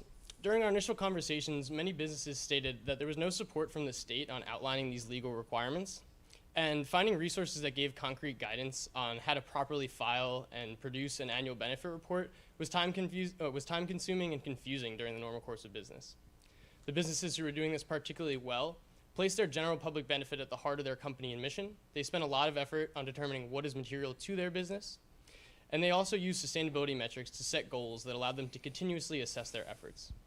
We gained expertise on the importance of a specific corporate purpose coupled with a strong ESG program, the value of transparent reporting, and how benefit directors and officers can support these initiatives. All of this culminated in some answers to the question, what motivates people, or namely businesses in this situation, to do better, which justified our belief that the best way we can encourage these PBCs to generate a larger impact is by simply giving them the means to do so. All right, a key part of our project was speaking with leaders across Vermont and beyond. This included business leaders like Ben & Jerry's, Patagonia, King Arthur Baking Company, and many others, as well as 12 out of Vermont's 17 public benefit corporations, all the ones that were willing and able to speak with us. We also spoke to a wide variety of government and nonprofit leaders, including the Vermont Department of State, the Attorney General's Office, a Vermont State Senator, B-Lab, and many more. And we had these conversations in part because we really wanted to understand what these leaders thought about the current state of the socially responsible business ecosystem in Vermont, the pain points that they saw, where they thought that things could be improved, and what they thought was working well. And it was through this that we learned that our initial vision of strengthening the Vermont Benefit Corporation statute was not something that there was wide support for right now and wouldn't really solve the problems they were having. After all, many of these companies were not following the modest requirements of the law as it was, and some few companies, including Sun Common, were far exceeding the requirements of the strictest law that would ever come about. And this led into our recommendations, but we'll get into that in a minute. First, I wanted to tell you a little bit about how we used what we learned in the Sustainable Innovation MBA over the course of the year. One of the most important was the building on strengths focus that we studied in driving sustainable change with Professor Anteglavas. This really centers around lifting up people and helping them become better at what they're already good at, doubling down on their strengths. This is why we decided to focus on the strongest PBCs and helping them get even better and more effective at conveying their message. This creates a rising tide that lifts all boats and brings the other PBCs along with them. It's also why we decided to center on encouraging PBCs to focus on creating impact in just one or two areas. Don't try to fix everything in the world. Focus on what you're really good at, do the best you can with that, and then help let others do other things. We also used what we learned in our Sustainable Business Strategy course, in Systems Thinking, and in our Venture Finance class taught by our own Practicum host, Karen Cross. So that's what we came in with, but now we'd like to get a little bit more into our recommendations. All right. So starting with our definitions in the law, these are really important because they codify the requirements of operating as a PBC, and therefore they need to outline the important role these concepts have in generating a meaningful impact. With insufficient definitions, the requirement in the Vermont law as it stands were unclear. Therefore, we introduced modernized definitions for benefit corporation, general public benefit, materiality, and stakeholders. These definitions describe an improved way to determine what is material to a business and what it means to create an impactful public benefit. We also reworked the definitions of specific public benefit, implementing the UN Sustainable Development Goals to encourage businesses to structure their ESG program around 3 specialized initiatives. We made the third-party standard a requirement instead of just a recommendation, and provided resources that aided businesses in selecting one that's appropriate for their purposes, as well as how they can use the results to inform their strategy internally. Finally, we provided much-needed clarity on the importance of producing a measurable and transparent annual benefit report. In doing so, we constructed a template and a how-to guide, which is over there, a template and a how-to guide that integrates all these aspects and enables businesses to implement a better process for constructing their reports. Throughout this project, we also focused on the language that surrounds corporate purpose and PBC accountability. In terms of corporate purpose and those purpose statements that surround those, the current statute is relatively quite vague and basically just requires that a public benefit corporation state that they are a public benefit corporation. That doesn't really do much for you. So what we've recommended is not only standardizing a naming convention, because that does differ across state lines as it currently stands. Some states call them for-profit benefit corporations. Some states call them public benefit corporations. So there's a little confusion on that area. But we argue that almost everything that surrounds PBCs and their accountability has to do with that actual corporate purpose of the corporation. So what we're recommending is that Vermont update its current statute to represent factual and objective measurement for these corporate purposes. Creating a factual and objective measurement, which can then be assessed by a third party, significantly alters the accountability of that public benefit corporation. In terms of accountability, we looked at governmental and non-governmental regulators, but again, our strongest argument, we believe, is that a company should be holding itself transparently accountable by measuring its benefit, which would now be concretely laid out in its purpose against factual third-party data. And we have a couple of recommendations that are people-focused. So the PBC statute requires the election of a benefit director on your board of directors, and most didn't have one. And this person is supposed to center the benefit surrounding company decisions and then measure that benefit impact. And our recommendation is to hire one and use them. And then the benefit director is also in charge of creating the annual report. And we recommend most of the BBCs were not creating a report. So we recommend you create it. And then if you're going to spend all the time and money to make it, to use it throughout the year, use it as a metrics guide, put a little rigor into those board meetings with this benefit report.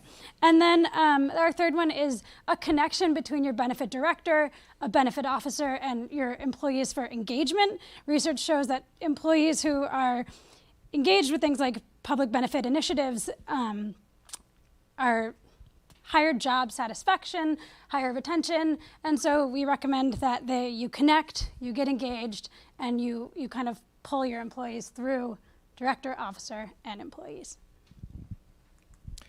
All right, our next recommendation focuses more on the statutory side. It's more of a long-term thing. One of the biggest hurdles hindering PBC adoption is the need for companies to fully reincorporate legally to become a public benefit corporation. You have to change your underlying legal corporate structure. And this is relatively easy for a new business or a small business, but for a big corporation it's prohibitively expensive, quite time-consuming, and if you were legally required to be a partnership or an LLC, it's straight up impossible. You can't become a public benefit corporation no matter how much you may want to. But there's no reason that you should have to necessarily reincorporate to add a public benefit to your charter.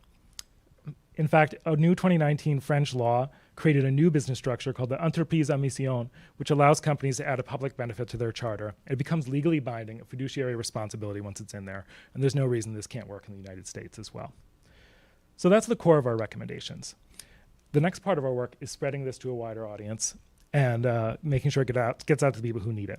This includes our two final deliverables, a large report on overhauling Vermont's PBC framework, which goes into great depth and is targeted at people who are really invested in this space, improving it in the short term and in the long term.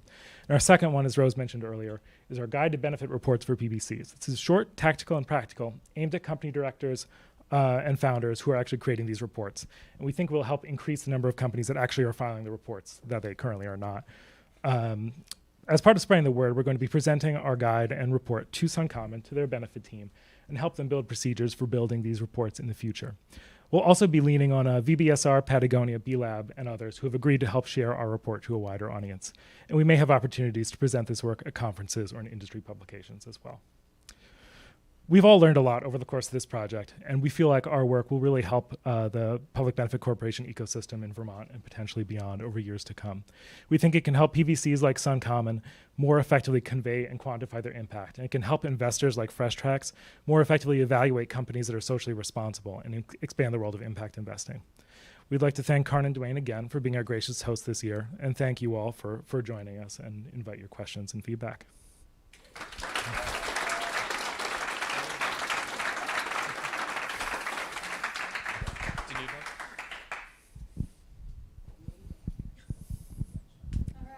Thanks. So you mentioned that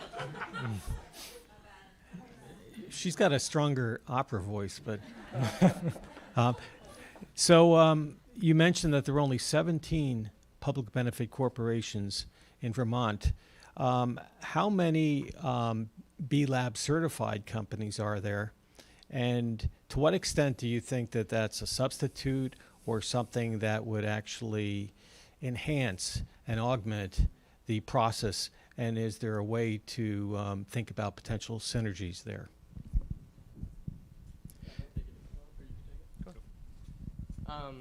So there are a lot more certified companies in Vermont and across the country.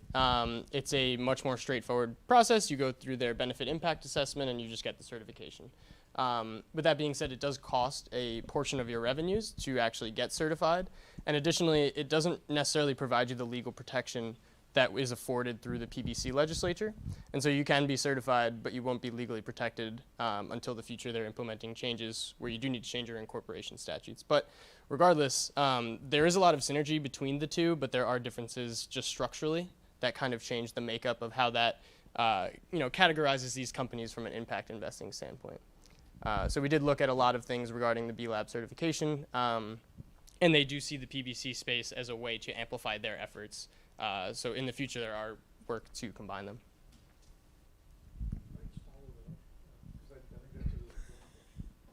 My understanding is that if you go through the B-Lab certification process, you're required to become a benefit corporation, right, at some point. So the question is, of these 17, how many started as, what became benefit corporations? How many of those then went on to become? Because you don't have to be certified. You can be just a benefit corporation. You don't have to get certified. But if you're certified as a B-Lab, as a B Corp, I think you have to become a benefit corporation. Am I right? So if you're certified as a B Corp, you have to update your language. So there are like LLC B Corps, and they do require you to eventually change your charter and put in a protection, but you don't necessarily have to become a PBC. And then I had a great answer and I forgot the other half of your question. The problem is those companies that just become benefit corporations and then that's it. That's definitely a problem, and I think that's part of why the law has not lived up to its potential. So some of the corporations that we talked to only became PBCs because B-Lab made them, and when we were talking to them, they were like, whoa, don't make this harder. No, we're only doing this for the B-Lab. And then other corporations were like, we became a PBC because we eventually want to become a B Corp. And then other ones were like, no, this is more progressive than the B-Lab. So there was a wide range in those 17, and that was a really cool part of it. But I think with our recommendations, the PBC could be way more, and it shouldn't just be because you want to be part of B-Lab. Like that's not going to push us towards more capitalism. It looks like Avalon wants to say something. Great. Excellent. Just wanted to add something to that. One thing that we found really surprising was that some of the public benefit corporations in Vermont, the people we talked to, didn't even realize that they were public benefit corporations, which is interesting for a structure that you have to opt into and legally choose to do. And we just think that really shows how much more education there is needed in this space, and really like. Well, sometimes it was the founders, so that's a problem.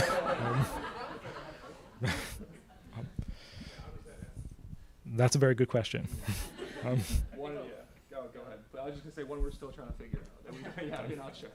I think a lot of it kind of revolves around what we were regarding the legal requirements. Thank you. The legal requirements are unclear. So though they may know that they have this structure, some of the people we spoke to were like, yeah, we are a PBC, but we don't really know what we're supposed to do because of that. And so that's where this misinformation comes into play. So, and to add on also, like, regardless if you're a PBC or a B Corp, you know, if you're certified or actually legally incorporated, you should be able to engage in these kinds of activities. And the PBC just gives you that legal protection, which only adds to the, you know, the systematic changes we need for the impact investing space, and just pro-social business in general.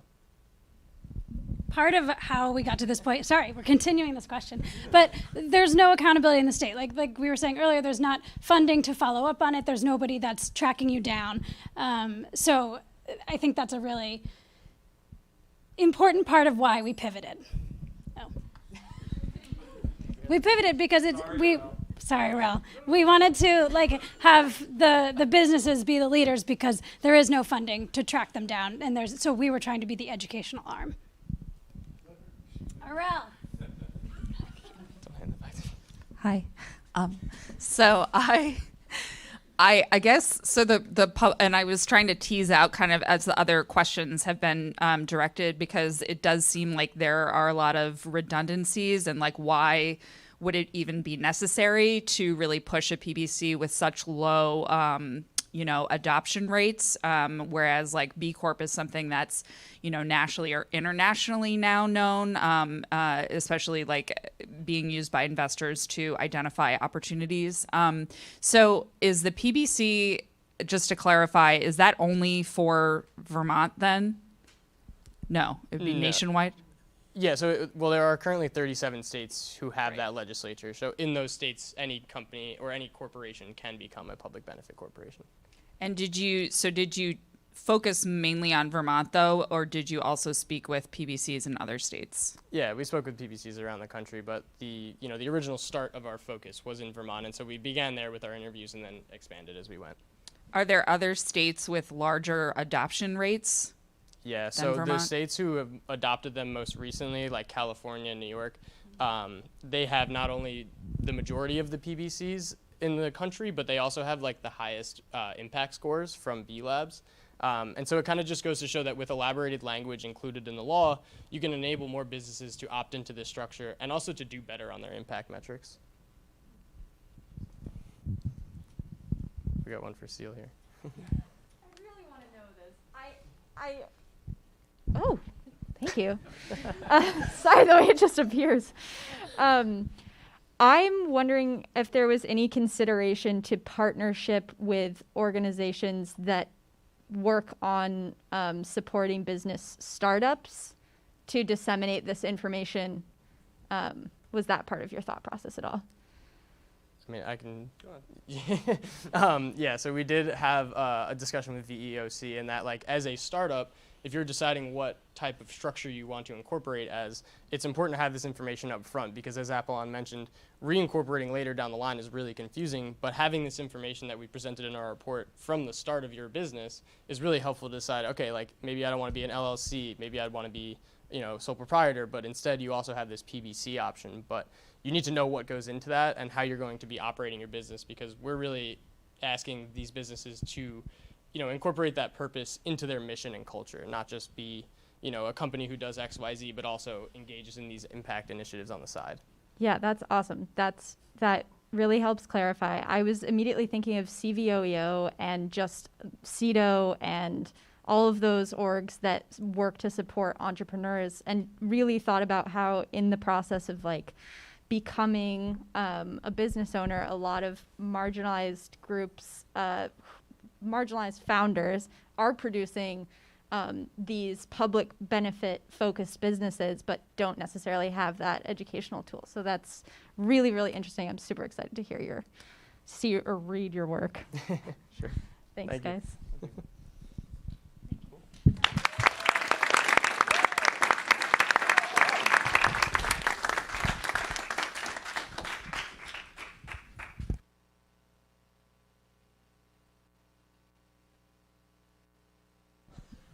Thank you to all the teams today. Great job. Good to see you in person again.